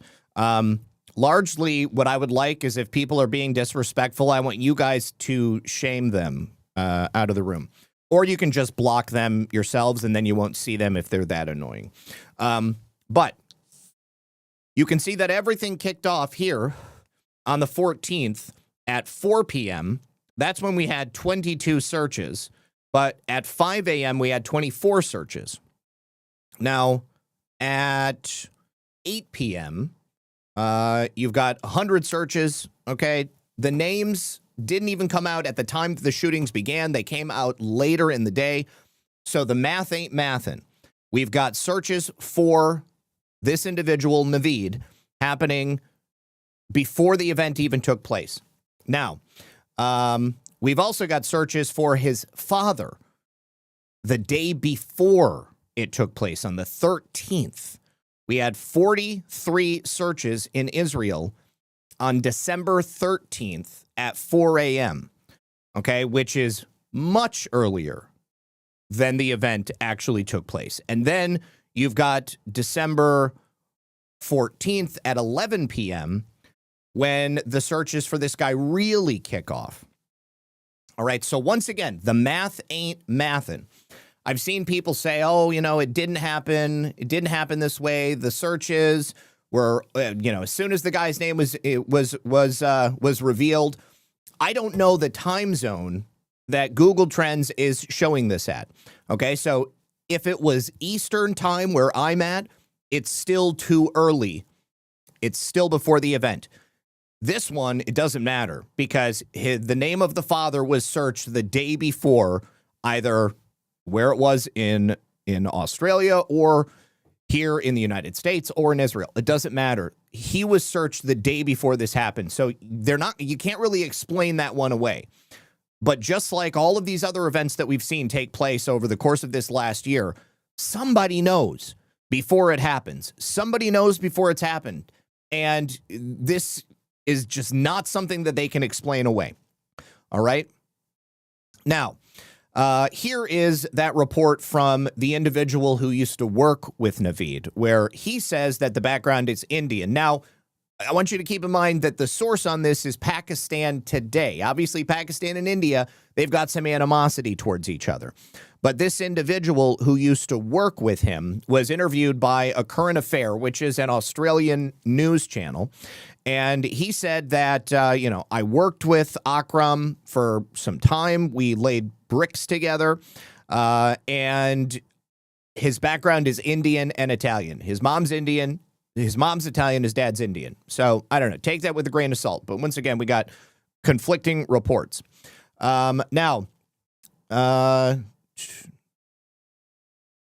Yes, it does not represent the absolute number of searches. Yes. But, again, it shows that there was activity for it prior to. Either way, we've got searches that are taking place the day before an event happened. There were also reports that the address that was leaked on the driver's license was searched prior to the event taking place. I couldn't replicate that one. So that's why I didn't mention it. But this report is a little bit later than the other one. And they're saying that about 40 people were hospitalized, including 2 police officers. But listen to this. I'm sorry. This is the picture of this guy in the hospital bed. Ahmed Al-Ahmed. And, looks like they got rid of the community note that was on the tweet here. But don't really know the circumstances of how he was shot. Only know that he was responsible for disarming that guy. Now, here's once again where it gets real weird. Besides the children, besides the rabbis that were killed, allegedly there was also a Holocaust survivor that was in the audience. Now, I already told you the chances of surviving 2 mass shootings is like 1 in 600 billion. I have no idea what the chances of surviving both the Holocaust and a mass shooting like this is. I mean, it's got to be much, much lower or much, much higher, much lower chance than the 1 in 600 billion. But what's this? I don't know who this Holocaust survivor was. They haven't identified them. They haven't shown a picture. There are some World War II vets that are still alive, but you don't hear about World War II vets also getting into events that are directly related to something. Like, let's say, like a World War II vet goes to Japan and then happens to get killed by a Japanese person. That's the chances of that happening are incredibly small. The chances of surviving the Holocaust and then also being involved in this are also small. So this guy is saying that the Holocaust survivor was actually killed. Alex Kleitman, Holocaust survivor, killed. And hold on, I'm going to pull this tweet up. And I don't know anything about Alex Kleitman other than he and his wife were married for 50 years. He died protecting his wife of 50 years. We don't know how old he was. He must have been very old. But the reason I'm so suspicious about this, because, I mean, how many survivors of the Holocaust are left? WS84, I'm sorry to hear about that. Yeah, I don't know. I don't know how many Holocaust survivors are left. I don't know how, like, harrowing his experience was in the Holocaust. I feel like I have seen people who have been reported to be Holocaust survivors who were maybe just happened to be in Germany when they were kids and they got away, not like they lived in a camp or something like that. But again, this is perfect for maximum psychological impact. You've got the attack that happened against Jewish people. There also happens to be children, rabbis, and a Holocaust survivor, all who died. And then you have this guy, who is very interesting. He was allegedly there with his family. He had just moved back to Australia, and he also happens to be a survivor of October 7th. So now, what are the chances of an October 7th survivor and a Holocaust survivor both being at, this event in Bondi Beach?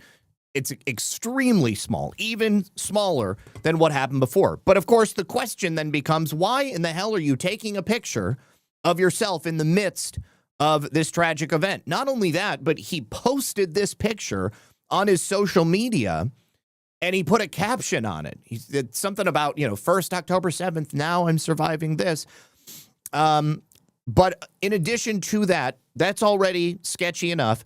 People are sharing this picture right here, which allegedly shows this guy being prepped in makeup before the event. Now, 100%, this picture is artificial intelligence. How do I know? His shirt in real life, because there's an interview we have of him, this is a United States Marine Corps shirt. That right there also feels a bit psyop-y to me, because he's not an American. He wasn't in the Marines. Just happens to be wearing a Marine Corps shirt at the time that there's a mass shooting perpetrated against Jews, survivor of October 7th, goes on the media. It has like the most iconic picture from the event, and everybody is sharing it. It feels like it's an attempt to bridge the gap once again between the Judeo-Christian segments of the world against the common enemy, which of course is Muslims in this instance, because Muslims perpetrated the crime. Now, this woman shared this. She is saying that her AI checker says that this is 100% human, but it's not, okay? Because you can tell from the lettering that this is a artificially intelligent generated image. Like, this does not say United States Marine Corps. The face does not exactly line up with this face. It is merely a very sophisticated AI image. Now, maybe the AI that checked for the AI was unable to determine it was AI because the image itself has been downscaled a little bit from the time that it was actually posted. But all I can tell you is that this is definitely AI, so don't fall for that. But there is all kinds of weird things about this guy. Listen to this. He was part of he was in the top 50 global Jewish leaders, according to the Jerusalem Post. He only moved to Australia 2 weeks ago, and he is involved with stopping anti-Semitism in Australia. He becomes the perfect candidate to be involved in an event like this. And hold on, I want to get here. His name is Arsen Ostrovsky. Arsen Ostrovsky. And he gave a tearful interview with a bandage on his head. We came here 2 weeks ago to work with the Jewish community to fight anti-Semitism. I never thought I would see this in Australia. Well, I guarantee, the Australians never thought they'd see it either because they took all their guns away. Here he is right here. Looks like he spoke. He's a human rights attorney and CEO of the International Legal Forum, and he spoke before the U.S. House Foreign Affairs Committee in January of last year, speaking about Israel, Hamas, Gaza, and international law ramifications arising out of the October 7th Hamas massacre. Again, another event that seems to be planned and at least concocted, because the people were allowed to target the people of Israel for like 7 hours before anybody intervened. Israel is small in the same way that Rhode Island is small. Now, here he is. Look, you can see he posted this on social media and wrote, "Please help me." Why was he not protecting his family? Where was his family at the time that he was shot in the head? Let me find that interview of Arsen Ostrovsky. Please help me. Please help me. This is the last thing I would do, is post a picture of myself bleeding on social media and appeal for people to help. But, of course, as people often do, especially if they're a Zionist strategist seeking to address anti-Semitism, he's going to use this in whatever way he can. Here, we've lived through worse. We're going to get through this, and we're going to get the bastards that did this. Here. Again, what are the chances of surviving October 7th and then also surviving this event in Bondi Beach? Now, much like the Israeli Defense Forces were stood down on October 7th, it appears that the police, who had a location very close to this event, were also told to stand down. Here is a man who was there, and he can confirm that the police showed up, but they failed to engage.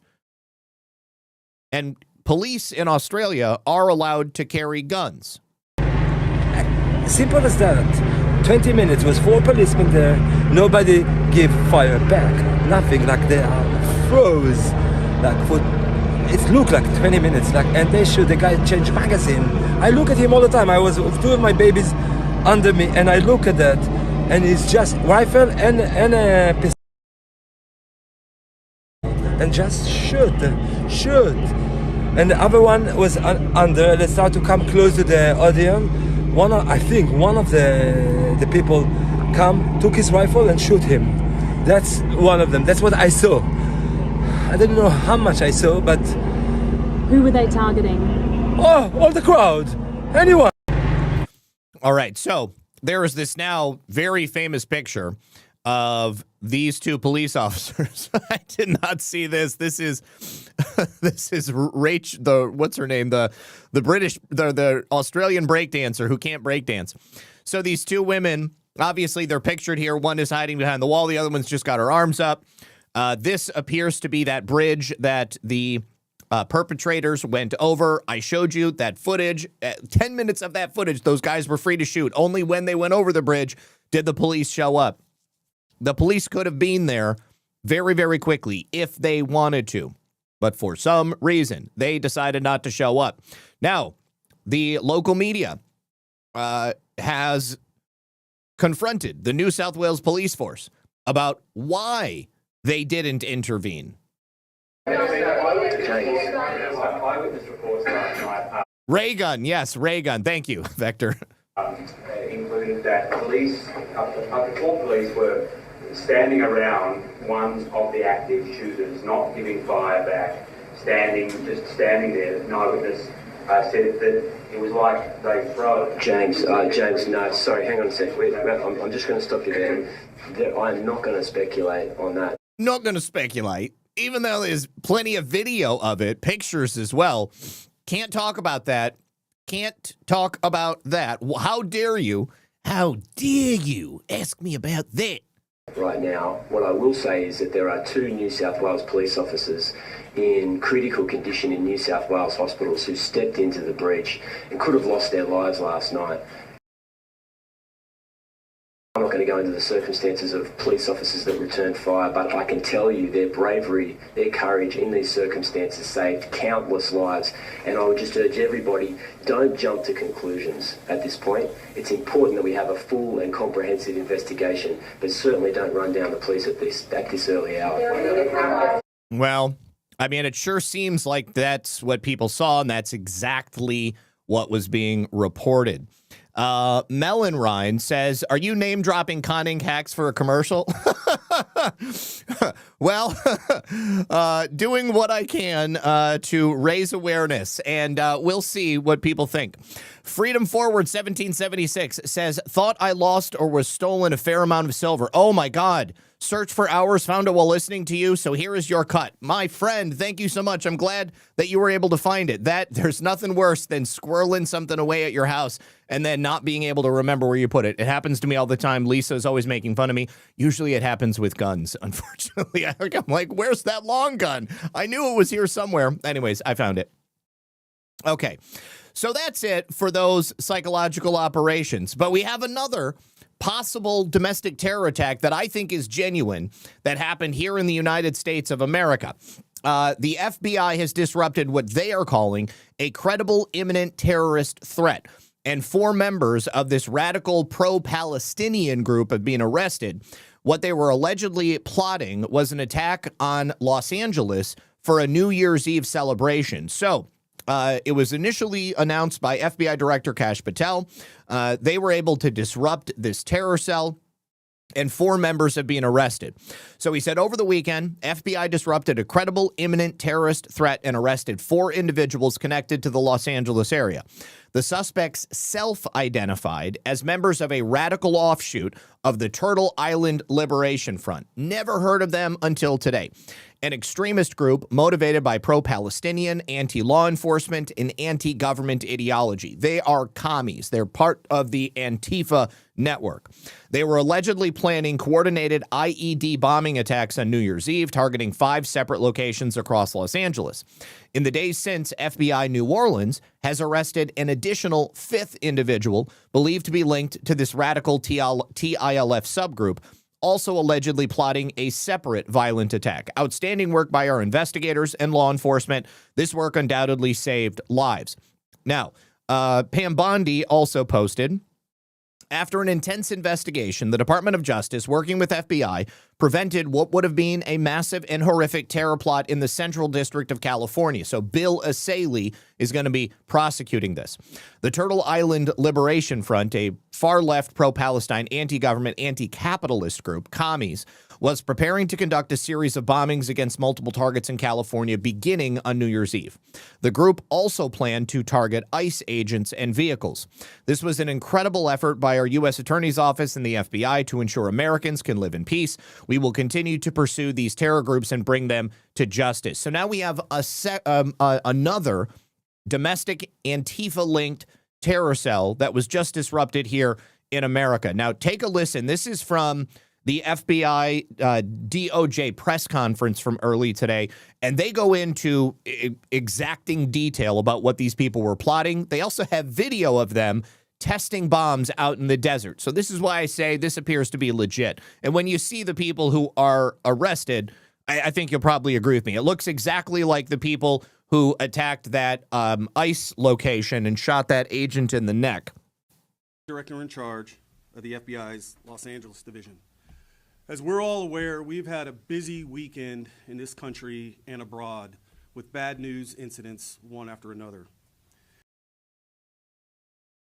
A major victory in our collective effort to protect the American people. The FBI's Joint Terrorism Task Force intercepted a scheme by members of a violent extremist group we believed determined to detonate explosives at multiple businesses on New Year's Eve. Last Friday, the FBI arrested 4 of those subjects near 29 Palms in San Bernardino County while they planned and rehearsed their attack. The 4 subjects are members of a radical faction of the Turtle Island Liberation Front, TILF, a violent, homegrown anti-government group. The subject arrested envisioned planting backpacks with improvised explosive devices to be detonated at multiple locations in Southern California, targeting U.S. companies. These bombs were to blow up at the same time on midnight this New Year's Eve. The plan stated that the IEDs would be complex pipe bombs. It included instructions on how to manufacture the bombs and contained guidance on how to avoid leaving evidence behind that could be traced back to them. Our investigation uncovered evidence in that the group would test the explosives in the desert. And we're going to show footage of that here in a second. We learned that the alleged co-conspirators had recently started acquiring precursor chemicals and other items necessary to accomplish this task. In recent days, the alleged co-conspirators discussed plans to travel to the desert on the 12th to detonate the explosives. Knowing this, the FBI's JTTF and the FBI Los Angeles field office staged multiple... Okay, so what did I tell you when Antifa became designated as a foreign terrorist organization? That opened up for them to be surveilled by the Joint Terrorism Task Force, and that is who was able to get the information on this case. Antifa and all of their various sub-organizations are being surveilled all across the country as we speak. They've already been mapped. They've already been targeted, and they are not safe. Okay, so whatever they are planning, the FBI is going to get them. SWAT teams, special agent bomb technicians, our evidence response team, along with the FBI's elite hostage rescue team in the desert to disrupt this plan before any harm could occur. Because of this, we're able to do... If this was a former incarnation of the FBI, these people would have been allowed to set these bombs off. Then the attack itself, probably they would have gotten away. They would have used it as a pretense to take away more of our rights, restrict more of what people are legally allowed to do, and everybody would have been affected. But with this incarnation of the FBI, they actually disrupted them at the moment that they were testing these bombs out in the desert. Disrupt their plan. All 4 group members were taken into custody without incident. The TILF Instagram account publicly posts content that advocates for violence against United States officials. A recent post called for a revolution and asked for supporters to organize and be ready. All right, let me show you the surveillance plane that was watching these people in the desert while they were testing this. And this is, the video is, do you want to describe the video? Yeah, I'll describe the video. So, as I mentioned in my talking points, on December 12th, a group of individuals, again, members of this anti-government group, traveled out to the desert to test their explosive devices. They had precursor chemicals there, and they were going to create these bombs in the desert. What they are starting to do is put their chemicals and wares and the components out on the table there. This footage that you're watching is from our surveillance plane, and then what happened after this is the Los Angeles FBI SWAT team, along with the FBI's hostage rescue team, moved in and arrested all 4 subjects without incident. So now we'll take some questions. Yeah, we're not naming the victim companies, but I'll generally describe them as logistics centers. These would be locations that would probably significantly disrupt our capitalist pig system. You can think of like Amazon-type logistics centers, but we're not naming the specific companies at this time. Can you elaborate on the locations? There were at least 5 locations that they intended to target within Orange County and Los Angeles County. Again, we're not giving out the specific sites, but they were willing and wanting to do more if they could recruit more members to their radical efforts there. You mentioned the arrest in New Orleans. Do you guys think that there are... The arrest in New Orleans. There are definitely more members to this group. As far as who was specifically involved in this New Year's Eve terror plot, we believe we've arrested all the members who were specifically involved in that particular plot. We did execute search warrants to people who are also part of this group. As we review that evidence, if we determine that there are any other individuals who knew about this or provided any assistance, we will obviously be All right. Now, I don't know about this person in Los Angeles. As far as I know, that person hasn't come out. However, these are the 4 who have been charged in the Southern California New Year's Eve bombing plot, and they look to be right on par with other Antifa types that you would find around the nation. So let me see. So these individuals are Audrey Carroll, a.k.a. Asaganak, or Black Moon. This person has not been named. Oh, Zachary Page. That's his name. Dante Anthony Gaffield, a.k.a. Nomad, or Cedar, is the brown gentleman on the right. And then Tina Lai is the Asian woman, Tina Chen Lai, a.k.a. Kickware. They were all known members of Turtle Island Liberation Front. They face charges of conspiracy and possession of an unregistered destructive device in connection with the alleged plot. I would not be surprised if they had superseding indictments for charges related to terrorism. So Carol and her co-defendant Zachary Page are the leaders who led the effort to obtain and build the bombs and then recruit others to join their terror plot. Carol provided a confidential human source with the FBI a handwritten document titled Operation Midnight Sun in November. The detailed plot described their alleged plans to plant backpacks and IEDs that would be simultaneously detonated at 5 locations targeting 2 U.S. companies at midnight on New Year's Eve. As Bill Asaley said, they would blow up at midnight on New Year's Eve. The IEDs would be complex pipe bombs and included instructions on how to manufacture the bombs and contain guidance on how to avoid leaving evidence behind that could be tracked back to them. Now, I saw someone suggesting that because a FBI confidential human source was involved in the arrest, that it can't be real. But let's be honest here. This is the way that the FBI is able to arrest people. They know who these individuals are. These two, Carol, or Black Moon, and Zachary, they were actively recruiting for people to be involved.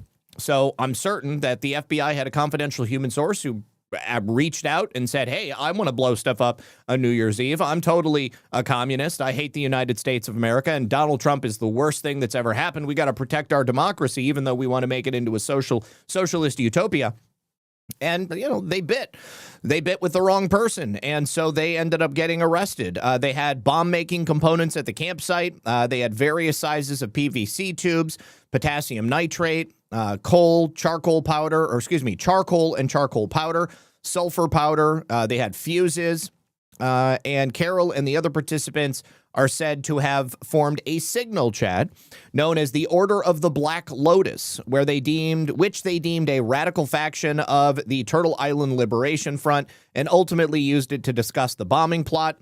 In a search of Carol's residence, investigators uncovered posters and materials associated with the Turtle Island Liberation Front, including one which read "Death to ICE," another one which read "Death to America," "Long Live Turtle Island and Palestine." They are also looking at their online activity. We have the Instagram account, the Turtle Liberation Instagram account.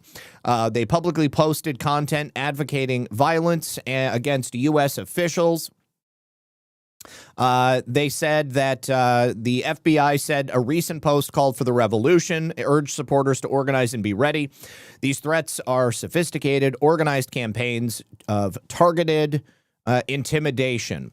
So let me say thank you to Trisha, who says, do Aussie police wear body cams? I am not certain. Maybe Vector could answer that one. It's probably different from state to state there in Australia. I don't know if it's the same all the way across the country. All those illegal immigrant big rig licenses would make it easy to move illegal goods too. Absolutely. That is from Surter.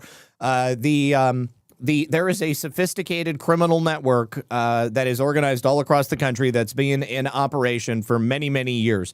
So, yeah. Now, Andy No also posted some screenshots from their Turtle Island Liberation Front Instagram. He says it's an Antifa-style, far-left domestic terror group who is accused of a plot to bomb multiple locations in Southern California. Their social media propaganda calls for violence. So they have 914 followers. They are following 164 people. Liberation through Decolonization and Tribal Sovereignty. This is their Los Angeles chapter at Turtle Island Liberation Front. They have a GoFundMe. Hold on. Let me see if their Instagram is still online. I think it should be. I'll go to the GoFundMe and we'll see how much money they've raised. At Turtle Island Liberation Front LA. Yep, they're still online. And Stand with Radwan and his mother. Oh, they have a YouTube channel too.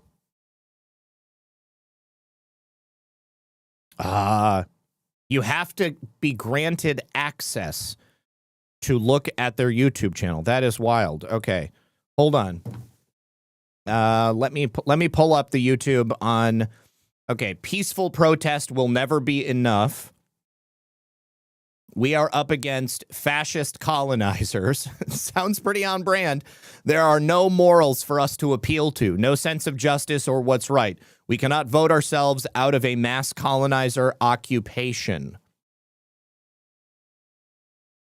Okay, let me see if we can get to their YouTube this way. Nope, video unavailable. Video is private. Let's look for Turtle Island Liberation Front. Aha. Here is their YouTube channel. They have one video from 2 months ago, which looks like, it's just... And our world is filled with evil. But our God, you guys, our God is so good.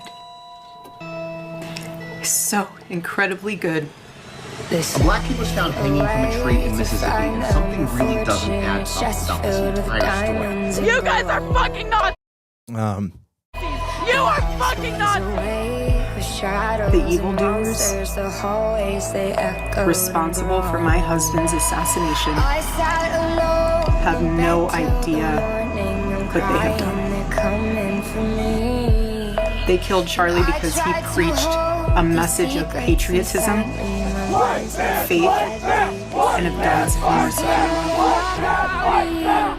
They should all know this. If you thought that my husband's mission...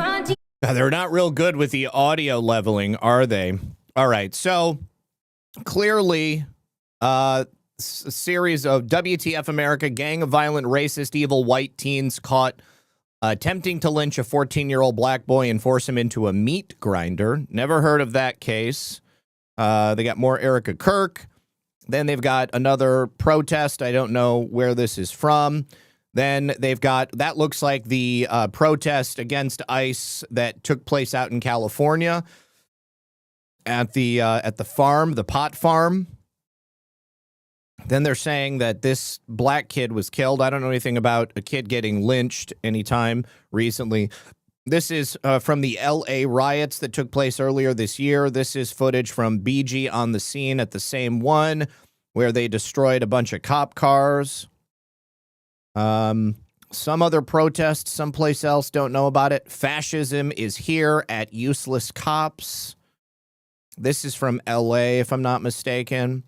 This is Portland, Rosa Riot. That would be affiliated with Rose City Antifa, I would imagine. Pyrotechnics show, they call it. I think they were shooting fireworks at the police. Then they show police in riot gear, of course, getting ready to square off with protesters. This is outside, waste of our taxes. This is outside of an ICE facility. Oh, there's that Waymo car burning in Los Angeles. This is an example of fascism. This is back in L.A. You got the Mexican flag being flown. America is fascist. Join the revolution. So, yeah, this is like clearly some type of a recruiting video. Let's see who has commented. This got to be Fed shit. Do they know that their signs are in MSA and not in the Levant dialect, the one they use in Palestine? No, they probably don't know because they're ignorant. Enjoy prison. I condemn these terrorists who wish to harm America with everything in my being. Great work by the FBI. Insane cope. Top is selected. You'll see featured comments. Okay, let's see newest comment. Many more. Terrorists supporting terrorists. Enjoy prison life. Bye Turtle Island. Is this the real YouTube channel? 7 effing subscribers. This is not a real thing. It seems to be a couple obscure social media keyboard warriors. Probably on the FBI payroll, just like BLM, Antifa, and Al-Qaeda. You got a ISIS terrorist in the White House invited by Trump, so it's hard for me to believe any of the bullshit that comes from the Democrats or the Republicans. Terrorists. Interesting stuff. Well, we'll see how this one pans out. Oh, wait, it looked like there was a phone number that was the title of that video. Anyways, as we continue real quickly, another brief message from our friends over here on Rumble. All right, if you or someone you know struggles with blood sugar and A1C, you need to hear this. It's well known the expensive meds and the popular shots people are taking have dangerous side effects. Well, the people at Creators Bounty have developed the perfect alternative. It's an herbal supplement called Elohe Trim, and it is a 100% natural formula that is proven to dramatically lower your blood sugar and A1C. It uses 7 healthy ingredients, no stimulants, no junk. These 7 ingredients would cost you over $150 if you bought them all separately. But here's the best part. There are no bad side effects, only good ones. We're talking sugar cravings, gone, inflammation, reduced, and stable energy all day with 0 crashes. Seriously, most people are getting better results than they did on those harsh medications, but there is no risk. Elohe Trim is made in the USA at an FDA-registered facility. It's fully tested and backed by a no-questions-asked 90-day money-back guarantee. And the friendly folks at Creators Bounty offer fast and free shipping 5 days a week from Oklahoma. So head on over to creatorsbounty.com/rumble and take advantage of the special offer today. Get up to 50% off using that QR code right there or the link that you see, creatorsbounty.com/rumble. Thank you very much to Elohe Trim and the good people at Rumble once again. All right. Now, Isle of Wight Privilege says Aussie police carry a young Wally in their pouch with a camera. Oh, a wallaby. I love that. That is so funny. Naturally, Nikki says, the first reaction in the media was to call it a lynching. The white boy was found about the same time. He was a homeless man, too, and silence. So it wasn't really a lynching. I don't think there has been a legit lynching in this country for many generations. All right, so now here is another crazy thing that happened. Rob Reiner and his wife were found dead in their posh L.A. home over the weekend. Now, initially, it just said 2 people these ages were found at Rob Reiner's home. They did not identify them, but everybody was like, well, that's Rob Reiner and his wife. I mean, they live there, and that's what their age is.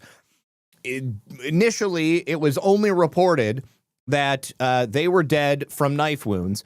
Then later, it was reported that their son, Nick, was a person of interest. And this is where the fake news comes in again. Eager internet sleuths found a guy named Nick Reiner with a YouTube channel, and they started reporting that he was the Nick Reiner who killed his parents.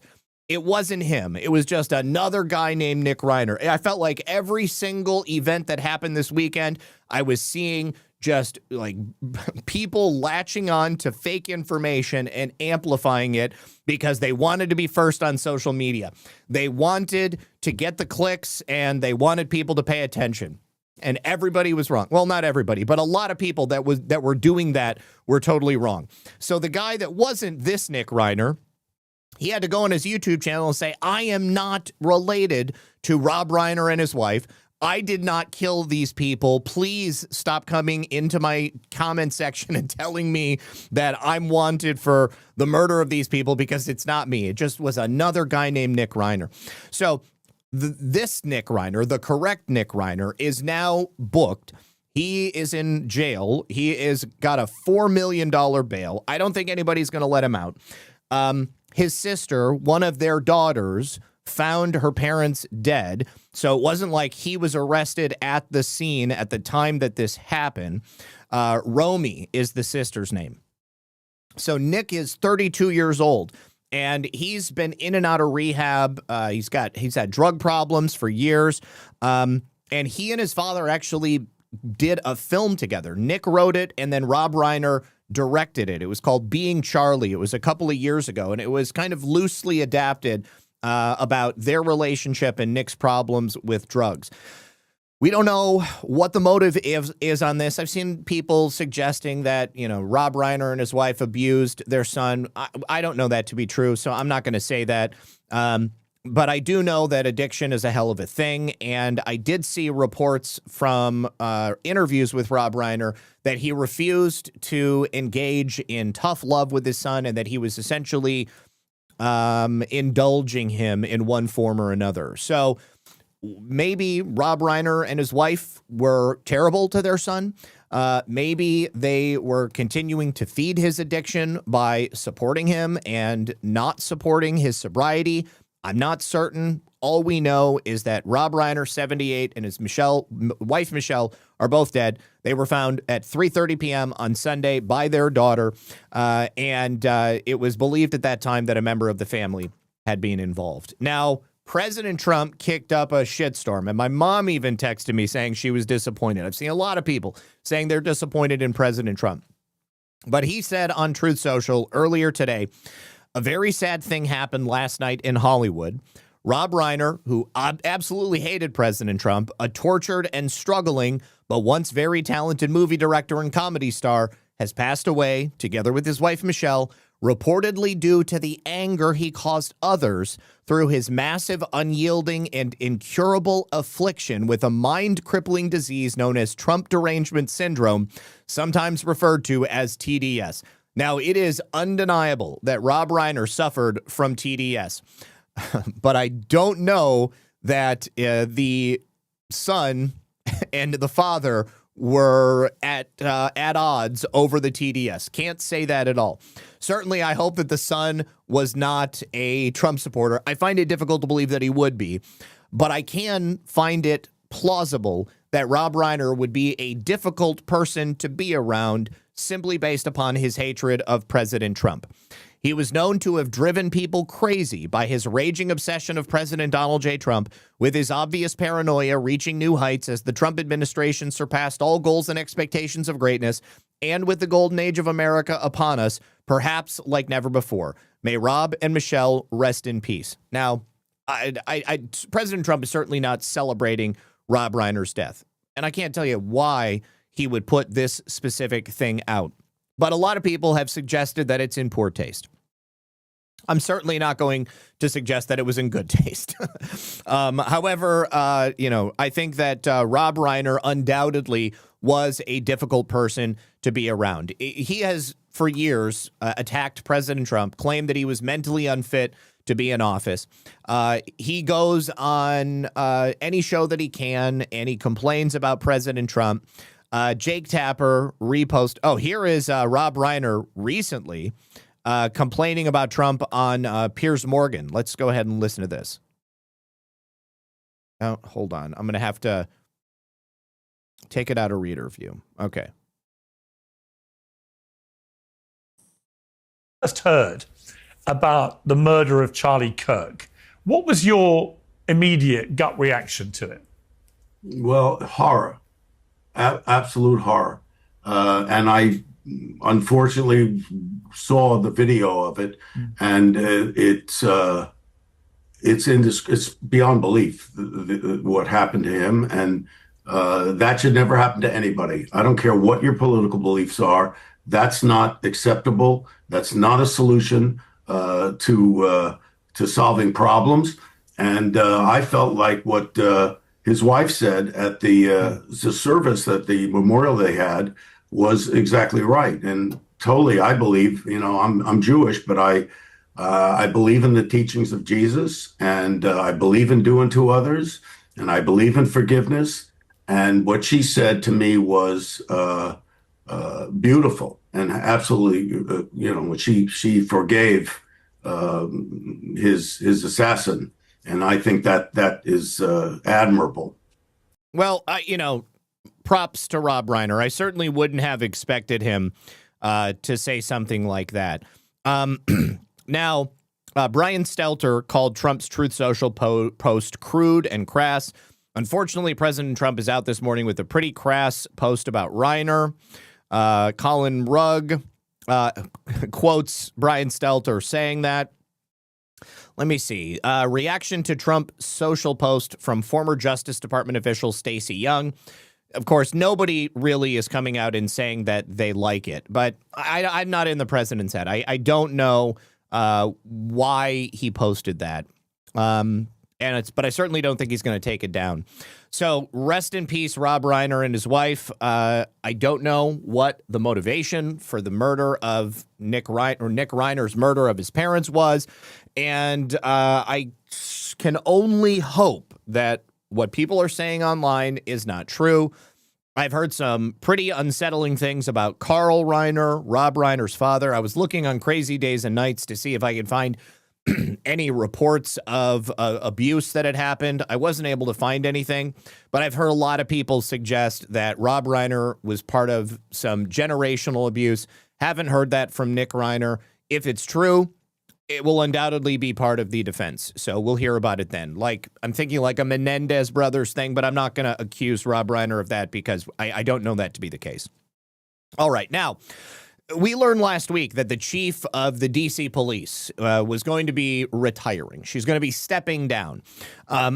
Several months before that, we learned that she was the one who was responsible for the massaging of data, if you will, intentionally underreporting crimes, misreporting crimes, relabeling certain crimes as other crimes to make it appear as if life in Washington, D.C. was safer than it actually was. Now, we're also learning that Chief Smith both punished and retaliated against officers if they tried to report crime data accurately. She was also fairly difficult to be around. She would berate people for trying to tell the truth. She also pressured her commanders to lower their crime stats artificially by any means necessary. She also pushed for lesser charges on crimes if that meant that crime stats would then be reported to be better than they actually were. So again, when people are actually charged and convicted, those are the stats that get reported, not the crimes that they truly committed if it was something far more heinous. Take a listen to this. Led House Oversight Committee now releasing a report accusing the outgoing D.C. police chief of manipulating data to artificially lower crime statistics. Bill Malusian looking at the numbers. He's live on the Hill with this. Bill, what you find out? Bill, good morning to you. Those House Oversight Committee Republicans say the bottom line of what their investigation found is that the outgoing D.C. police chief was essentially cooking the books on crime data and trying to make the city seem a whole lot safer than it really was. Now, those House... So, again, we learned this several months ago, but at the time that initial report came out, there was reporting that there was going to be a detailed investigation. Now, this latest news is coming specifically from a House investigation into this, and it sounds like they were able to get testimony from people under her in the chain of command. She's going to learn that one now going forward. I'm sure that they're probably going to be asking her to testify, and it's possible that she may face additional scrutiny now that more detailed information has come out. Tricia says maybe Trump was getting back at all the reports of him being the reason for all the problems going on in this country. I was surprised anyway. Yeah, I don't know. I can't really think of any good reason why he would post that. But again, I'm not in the mind of the president. It could be that he has some other information that hasn't been fully reported yet. Can say what their investigation consisted of was interviewing all 7 commanders. Oh, thank you also to Snowcat Operator for gifting the subscription to a viewer on Red Pill News. I appreciate you, homie. Of D.C. Metro Police's patrol districts, including a former commander. Yeah, Obama, the Kenyan trainee. I thought initially it would make a lot of sense if it was like an illegal, because in L.A. they've got all of those illegal home invasion gangs. That made sense to me. But when they said it was his son, I was like, wow, okay, there's got to be something deeper. I don't know that Nick, addiction is hell, you guys, and I can tell you as somebody who is in long-term recovery, I was never at a point where I felt like I wanted to murder my parents. My addiction was not my parents' fault. And certainly it was nobody else's fault. But Nick, being from Hollywood royalty, it's possible he was totally disconnected from reality in this situation. But again, everything that we're saying is speculation. I'm certain that whatever the motive was, we'll learn pretty quickly. Who's currently suspended for allegedly tampering with crime stats in his own district. And these are some of the conclusions they've made in their report. They allege that D.C. Metro Police Chief Pamela Smith pressured commanders to report lower crime stats by... Yeah, Eric, I think ultimately there has to be more to it. Yeah. By any means necessary. The commanders testified that Chief... And who knows, maybe Nick was so desperate to get drugs that he had... gotten wrapped up with some bad people or something. Maybe the plan was, I mean, that's like a typical Hollywood movie right there, right? I mean, like you plot with bad people to rob your parents or your family, somebody that you know is going to recover, and then something goes wrong and they end up getting killed in the process. Smith even pushed them to pursue lesser charges that aren't publicly reported, even for serious crimes, and she required certain crimes to be reviewed by her office. Okay, even reviewing crimes herself to make sure that they were not being reported as they truly were. Thank you, Trisha, again, for that Rumble rant. Now, over on Pilled, thank you to Filter Dog. AG Bondi needs to open a federal investigation and list Tina as a witness with whistleblower status. I believe that that is the direction that they're going. But again, because of the way the justice system is supposed to work, there are steps that have to be taken. So as of today, the Colorado penal system has directly rebuked Peter Tickton's attempt to get her out. I am anticipating a move by the federal government within a day or so. I think that also, I forgot to mention, Tina Peters has been moved into solitary confinement, being guarded by 4 dedicated guards at all times. She's also had her accommodations upgraded, so to speak. So they've made life more amenable to her in there, but she's still not getting the medical attention that she needs. But again, I think that we're going to see something from the federal government in short order. Filter Dog also says, not sure what to think about this. Brunson versus Adams is still on hold at SCOTUS. The liberal justices have recused themselves over a year and counting. I think that the Supreme Court is intentionally holding on to that because the claims in Brunson would likely become moot, or they would become verified once we get to the next story coming up. President Trump just made a big announcement on election fraud. Paulie, thank you for the shades. Thank you to Sean Joe for the can and the cookie. 123 SKG, thank you for the can. Judy, the lady pug, thank you for the cookie. Sean Joe, thank you for 2 more cookies. Judy, thank you for another cookie. Sean Joe, thank you. Judy, thank you. Tinka says, hello. Thank you, Tinka. Thank you. I appreciate it. Filter Dog also dropped, the Aussie cops. I think that we saw this when we were looking. But I will pull this up just to be certain. This is probably the 2 female cops that you're referring to who were just standing there. Now, a picture, they often say, is worth it.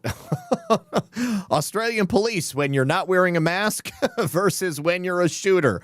Yeah, isn't that the truth? So yeah, they're hiding when people are actively shooting, but if you're not wearing a mask, they're going to actively come and try to force one onto you. Sean Joe, thank you for the cookie. Deplorable Farmer, thank you for the can. Sean Joe, thank you for 1, 2, 3 cookies and a can, and then 2 more cookies. I appreciate you. All right, now in Louisiana, a now former Democrat judge has just been kicked out of office by the Louisiana State Supreme Court because she was determined to have lied about her service and essentially just a series of things. So during her 2020 election campaign, she told a bunch of lies. Her name is Judge Tiffany Foxworth Roberts, and the Louisiana Supreme Court removed her in a 4-3 vote. This is affirming that judges must be held to a higher standard. She is the first judge to be removed from office in Louisiana in the last 16 years. Now, interestingly, when she was reelected in 2020, it was only by 27 votes. So she was not particularly popular to begin with. But the Supreme Court judges slammed her because she had tortured explanations and excuses while they were investigating the lies that she told. Rather than take responsibility for her conduct, she persisted and had tortured explanations and excuses. Therefore, her conduct has done little, if anything, to show remorse or contrition. Now, the biggest lie is about her time in uniform when she was in the service. She claimed in a campaign ad that she served in combat in Desert Storm and that she was had risen to the rise of Army captain. But the problem is she never saw combat and she was never deployed overseas. So, stolen valor. She did a campaign ad where she wore her military attire, claimed to be a captain, and in one ad she said she was no stranger to being on the front lines during the call of duty. When they investigated her, that she initially would not approve the release of her military records, and eventually when they did get released, it was found that she never served in combat, she never was deployed overseas. She was found to have completely fabricated her combat record. And she had also argued that she played a role in Desert Storm because she worked with veterans on the war at Walter Reed Medical Center. In addition to lying about her military service, being guilty of stolen valor, she submitted an insurance claim that stated $40,000 had been stolen from her after somebody supposedly broke into her car in 2020. The crime occurred outside her home. The goods she reported stolen from the police were different from the ones she reported to the insurance company. She claimed about $40,000 in jewelry and expensive goods were stolen from her car. Nobody is stupid enough to leave that much cash and jewelry just hanging around your car. Police body cam footage busted her, showed the officers that showed that she told the officers when the theft happened outside her home, other things were stolen. But then the break-in occurred, as far as she told the insurance company, while she was out campaigning, so not in front of her house.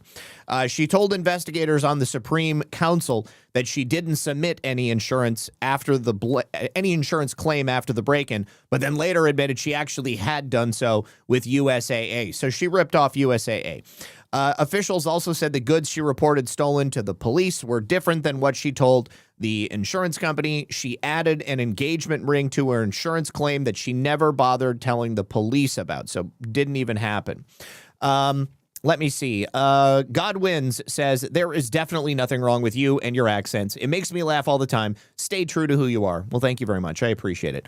Let's see. Emerald Dragon says, minor update on the Brown shooting. Check your XDMs. Oh, thank you, my friend.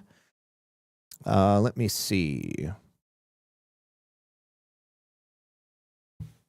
Okay, so... looks like they released some new pictures. Hang on. Let me pull this up. All right, so file, new tab. Looks like the Brown University has found some additional footage. Okay, so what's going on, Rhode Island?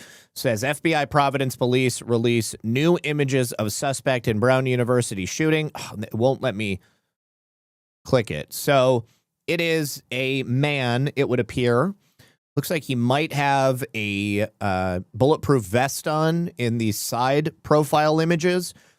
And he's a little portly. Appears to be a white man. FBI $50,000 reward. Approximately 5'8" with a stocky build. They are asking for anybody with pictures or video to contact them. It looks like he's wearing some, like, almost like non-slip shoes, like the kind of shoes you might see at if you're working at a fast food restaurant. Maybe the pants too. All right. Thank you for that small update. I appreciate it. All right. Now, oh, you know what? This is from earlier, so I will just skip over that. All right. Election fraud. President Trump, when he gave an address after the events that all took place this weekend, he made this statement for about a minute and a half talking about election fraud, essentially, once again, driving home the idea that there are truckloads of evidence about the 2020 rigged election by Democrats that are coming out very shortly.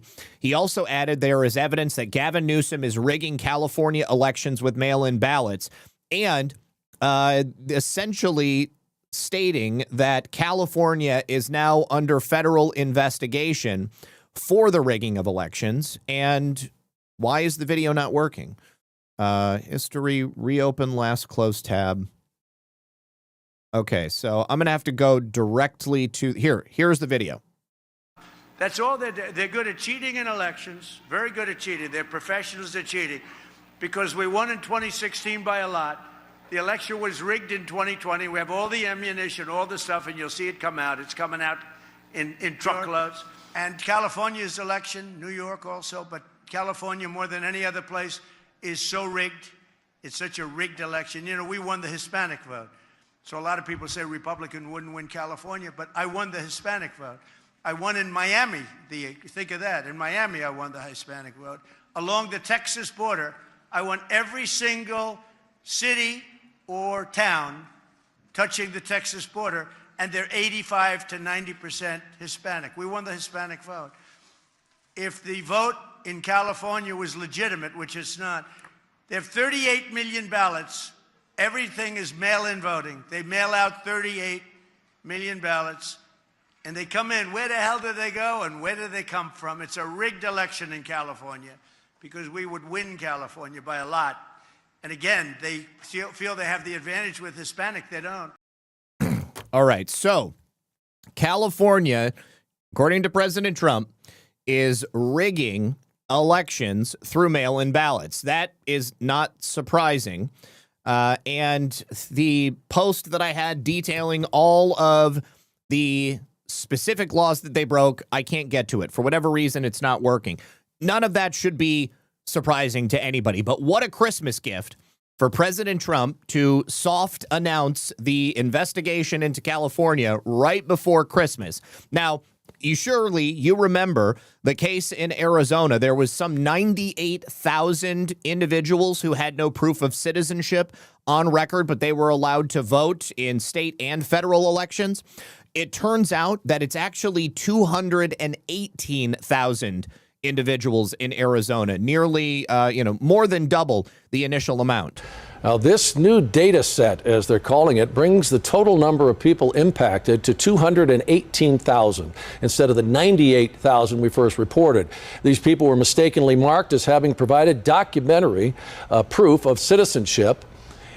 Now, this is not new information, but it just drives the message home that California is not the only place where elections could potentially be rigged. We've still got the problems taking place in Arizona. Arizona is also one of those states that is not trying to turn over information. We also know all about the issues in Georgia. Now, Jeff Fulgham here on X has posted a little breakdown of a specific case of a ghost voter in Georgia. Now, I had not heard this particular case, but take a look at this. This just shows how easy it is for a single ghost vote to impact an individual, but also how it can impact an election. So a woman named Miss Brooks moved to Tennessee from Georgia before the 2020 election. Once she moves to Tennessee, she votes in Tennessee because she's now a resident of Tennessee.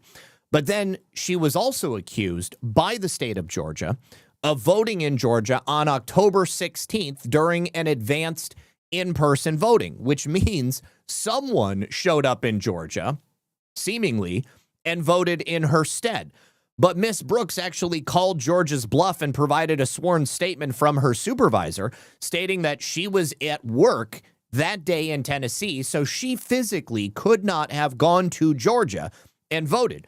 And this is where it gets crazy, because there was a state election board hearing, and this is Fulton County.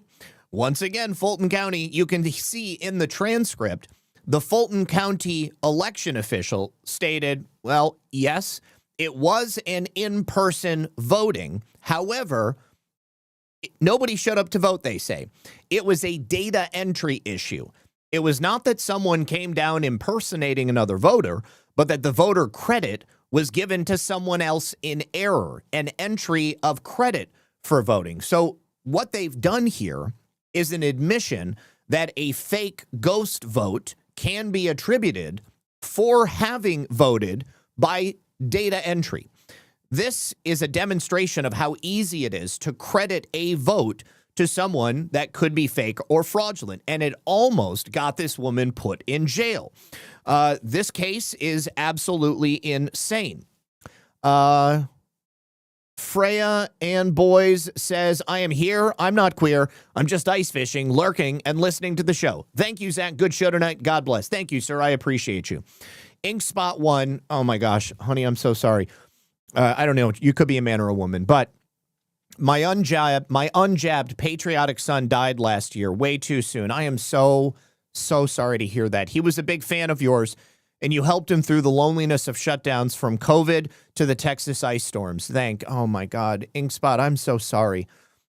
Please keep Inkspot and their family in your prayers. If you want to, tell us your son's name, and we'll ask for prayers to him. If you know if he was in the chat and you can tell us that, please feel, Lisa, keep an eye on the chat and see if Inkspot has anything else to say. I'm so sorry.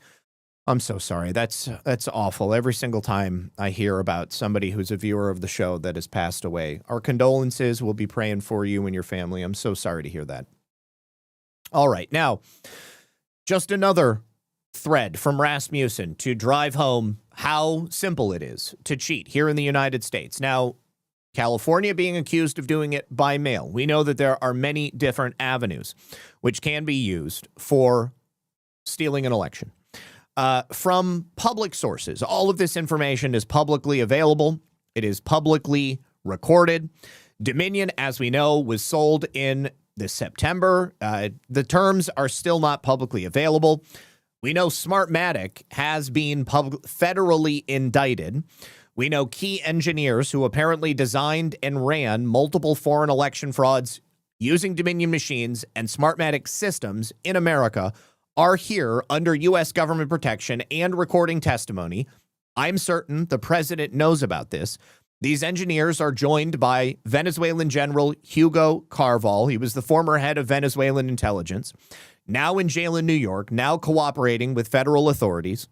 After rejecting over 24 traitors, our three-letter agencies are now supposedly helping find bad election actors, but they are still dragging their feet because of their own criminal involvement. Remember, the latest stuff that has come out is that it was all Venezuela. The CIA had nothing to do with it. I simply don't believe that. The former secret Dominion Huawei data center in Belgrade that officially and emphatically did not exist actually did exist. And it was disabled by U.S. government employees just prior to the 2024 election. It's now being dismantled. I think that likely helped President Trump to truly win. Inkspot says Hayden, he was 27. He loved the Lord. And when he was lonely during COVID, he asked for anyone who might be podcasting that would be encouraging. We told him that we thought you would be a great fit. Oh, God, I am so sorry. I'm so sorry to hear that. God bless Hayden. Please pray for Inkspot, Hayden, and the whole family. Oh, I'm so sorry to hear that. Yeah, I haven't seen Micro Toolmaker either. I hope he's okay. All right, so the election system currently in use here in the United States of America has been newly examined by federal authorities and are apparently full of illegal CCP-sourced components. That has been publicly reported. Tulsi Gabbard, the DNI, is being prevented from publishing her completed report on this matter for unknown reasons. I don't know that that's the case. I haven't seen Tulsi comment on it. An American armada, the likes of which has not been assembled in this new century, sits off the coast of American election theft central Venezuela and is currently engaged in economic and drug blockade. That is true. The president pardoned Tina Peters, but Colorado election officials refused to release her from state prison. Her official role in federal elections is apparently something Colorado wants to litigate while her health declines due to her prison conditions. The DOJ has sued them over these conditions, but their goal of her unfortunate early death is now unmistakable. Their federal election crimes and this slow attempt to kill her will not go unpunished. This is why I believe that Tina is definitely going to be released and the federal government is going to use her as a witness in election election case. Thank you to everyone. He was a fantastic young man, and I love to hang out with true seekers like you, wonderful people. I'm glad you're here. Oh, Micro Toolmaker is on Beer at the Parade show. Okay, well, glad to know he's okay. All right, now, considering that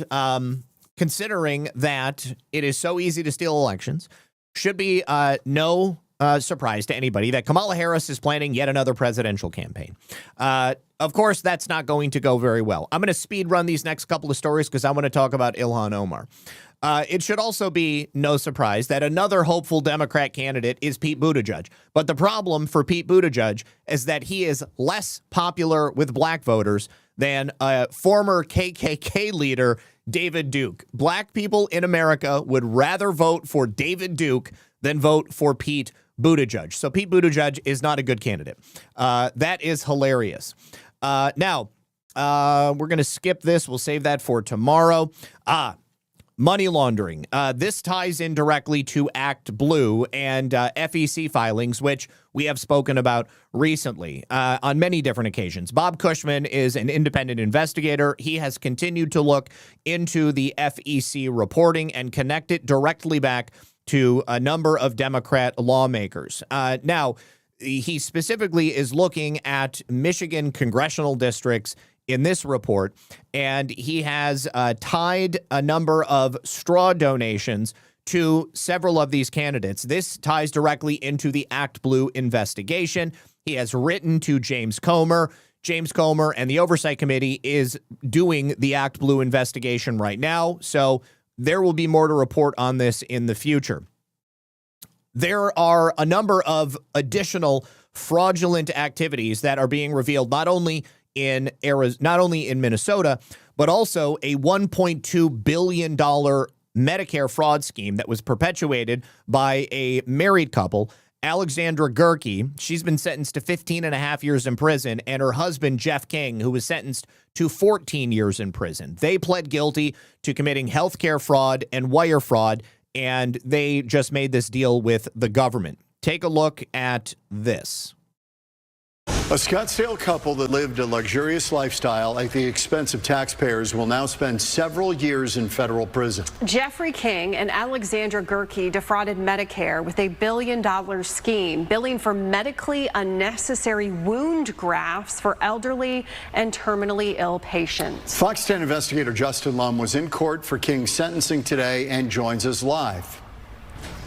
And this is fraud on a massive scale happening over a 2-year span. The couple pled guilty earlier this year for conspiracy to commit healthcare fraud and wire fraud. Judge Rosalind Silver said it herself today in court, quote, "They were in it for greed." She sentenced King to 14 years in federal prison, and he must pay a restitution of $605 million. Now, here is a photo of Alexandra Gerke posted to LinkedIn 2 years ago showing her and Jeffrey King at the Symposium on Advanced Wound Care. All right. Now, this is actually an update because when these people were initially indicted, we reported on that first arrest. So it's good to know that they are going to be in prison for the next nearly 2 decades. Now, Doge has also just recently reported the canceling of 55 contracts with a ceiling value of $1.6 billion and a real-time savings of $233 million, which includes $3.1 million for the Department of Energy for a contract for customized help and expertise on energy resilience for states, and a $2.4 million Department of War consulting contract for strategic transformation and enterprise project support, whatever the hell that means, but more multi-million-dollar contracts that are now not going to be spending our money. Now, it has recently been revealed that Housing and Urban Development Secretary Scott Turner has been looking not only at Minnesota, but also at Boston Mayor Michelle Wu, because they were putting in place a race-based housing program, which was a violation of federal law. And now a federal investigation is underway because they were explicitly discriminating against white people. Policy is clear, though. Financial housing assistance is not for all low-income persons, but instead particularly for those residents. So what can you explain about that and what's going on in Boston? Yeah, so Bob, they put race above reality. They put race above merit and need, using the Fair Housing Act as a weapon to promote discriminatory housing policies. And at HUD, our responsibility is to uphold the Fair Housing Act, to uphold the law and to enforce the law. And that's exactly why you see us launching this. So this federal investigation is undoubtedly going to lead to charges in Boston, and it may tie directly into Boston Mayor Michelle Wu. That would be amazing. Now, in addition to their actions there, HUD has now sent staff directly to Minnesota to investigate the state welfare fraud scandal that's going on there. In addition to the medical fraud, in addition to the COVID fraud, there was also a fair amount of Section 8 fraud. And the people that have been sent there are going with Immigrations and Customs Enforcement to ensure that the HUD-funded programs are being carried out appropriately. It would appear that they are not, after all of the reports that we're getting of Somali scammers apparently driving Mercedes-Benzes, dressing to the nines in a Louis Vuitton and Gucci clothing, but then, of course, also living in Section 8 housing. So this is a great tie-in to the 800 number that was just released, which is allowing for people to call in and report crimes when they see it. Now, last week, I was asked by a number of people about Ilhan Omar's direct ties to the former regime that she and her family were part of when she fled from Somalia to come here, not to escape political persecution, but in fact to escape justice. Now, Ilhan will always tell you that she is a refugee girl who fled war. She embraced America, rose through the ranks of power, and became a champion for immigrants' rights. But new photos, archival material, and historical accounts are coming out of her native Somalia. They've been obtained by the Daily Mail, and it would appear that her backstory is exactly what I said and not what she said. Now, these materials include images linking Omar and her relatives to some of the most feared figures in Somalia's modern history, which include Major General Mohammed Said Hersi Morgan, who is also known as the Butcher of Hargeisa. He committed atrocities against Somalian citizens in the late 1980s. Remember, hundreds of thousands of Somalians died at the hands of this regime. Now, the documents highlight the military career of Omar's father, Nur Omar Mohammed, who was an officer in the Somali National Army under that dictator, Mohammed Said Barre. Omar has long described her families as victims of the civil war in Somalia, but activists and critics have said that the breakaway Somaliland region where she and her family were survived wasn't merely an ordinary soldier causing chaos. He was part of the state machinery that was actually attacking and brutalizing Somali citizens. There's footage that has also been revealed, which shows a Somali National Army officer who resembles her father, brazenly discussing the brutal mass killings of civilians with other colonels. Omar's office has, of course, not responded to the Daily Mail's request for comments, and she has previously dismissed these inquiries into her family's background. She says it's merely racist and smear campaigns from political rivals. However, now that she is embroiled in the $1 billion, maybe $8 billion COVID fraud scheme where she and other prominent Democrats in the state received money from the people who stole that money from the federal government, a lot of people are taking a closer look. Undoubtedly, this is likely to come up in the investigation by Tom Homan, where he is investigating whether or not Ilhan Omar committed immigration fraud. It's also being claimed that she lied to get into the country in the first place, not only because of her refugee status, but they're saying that she changed her name. She used an assumed name to be able to get in here. And it is highly likely that we are getting closer and closer to having the truth realized, which, of course, in my opinion, will result in Ilhan Omar being re-immigrated to the country of Somalia and having her naturalization status stripped. I can only hope that that happens very, very soon. All right, so we will go ahead and close it out there. I have one final message from our friends over here on Rumble. That's going to be from Rumble and Perplexity Pro.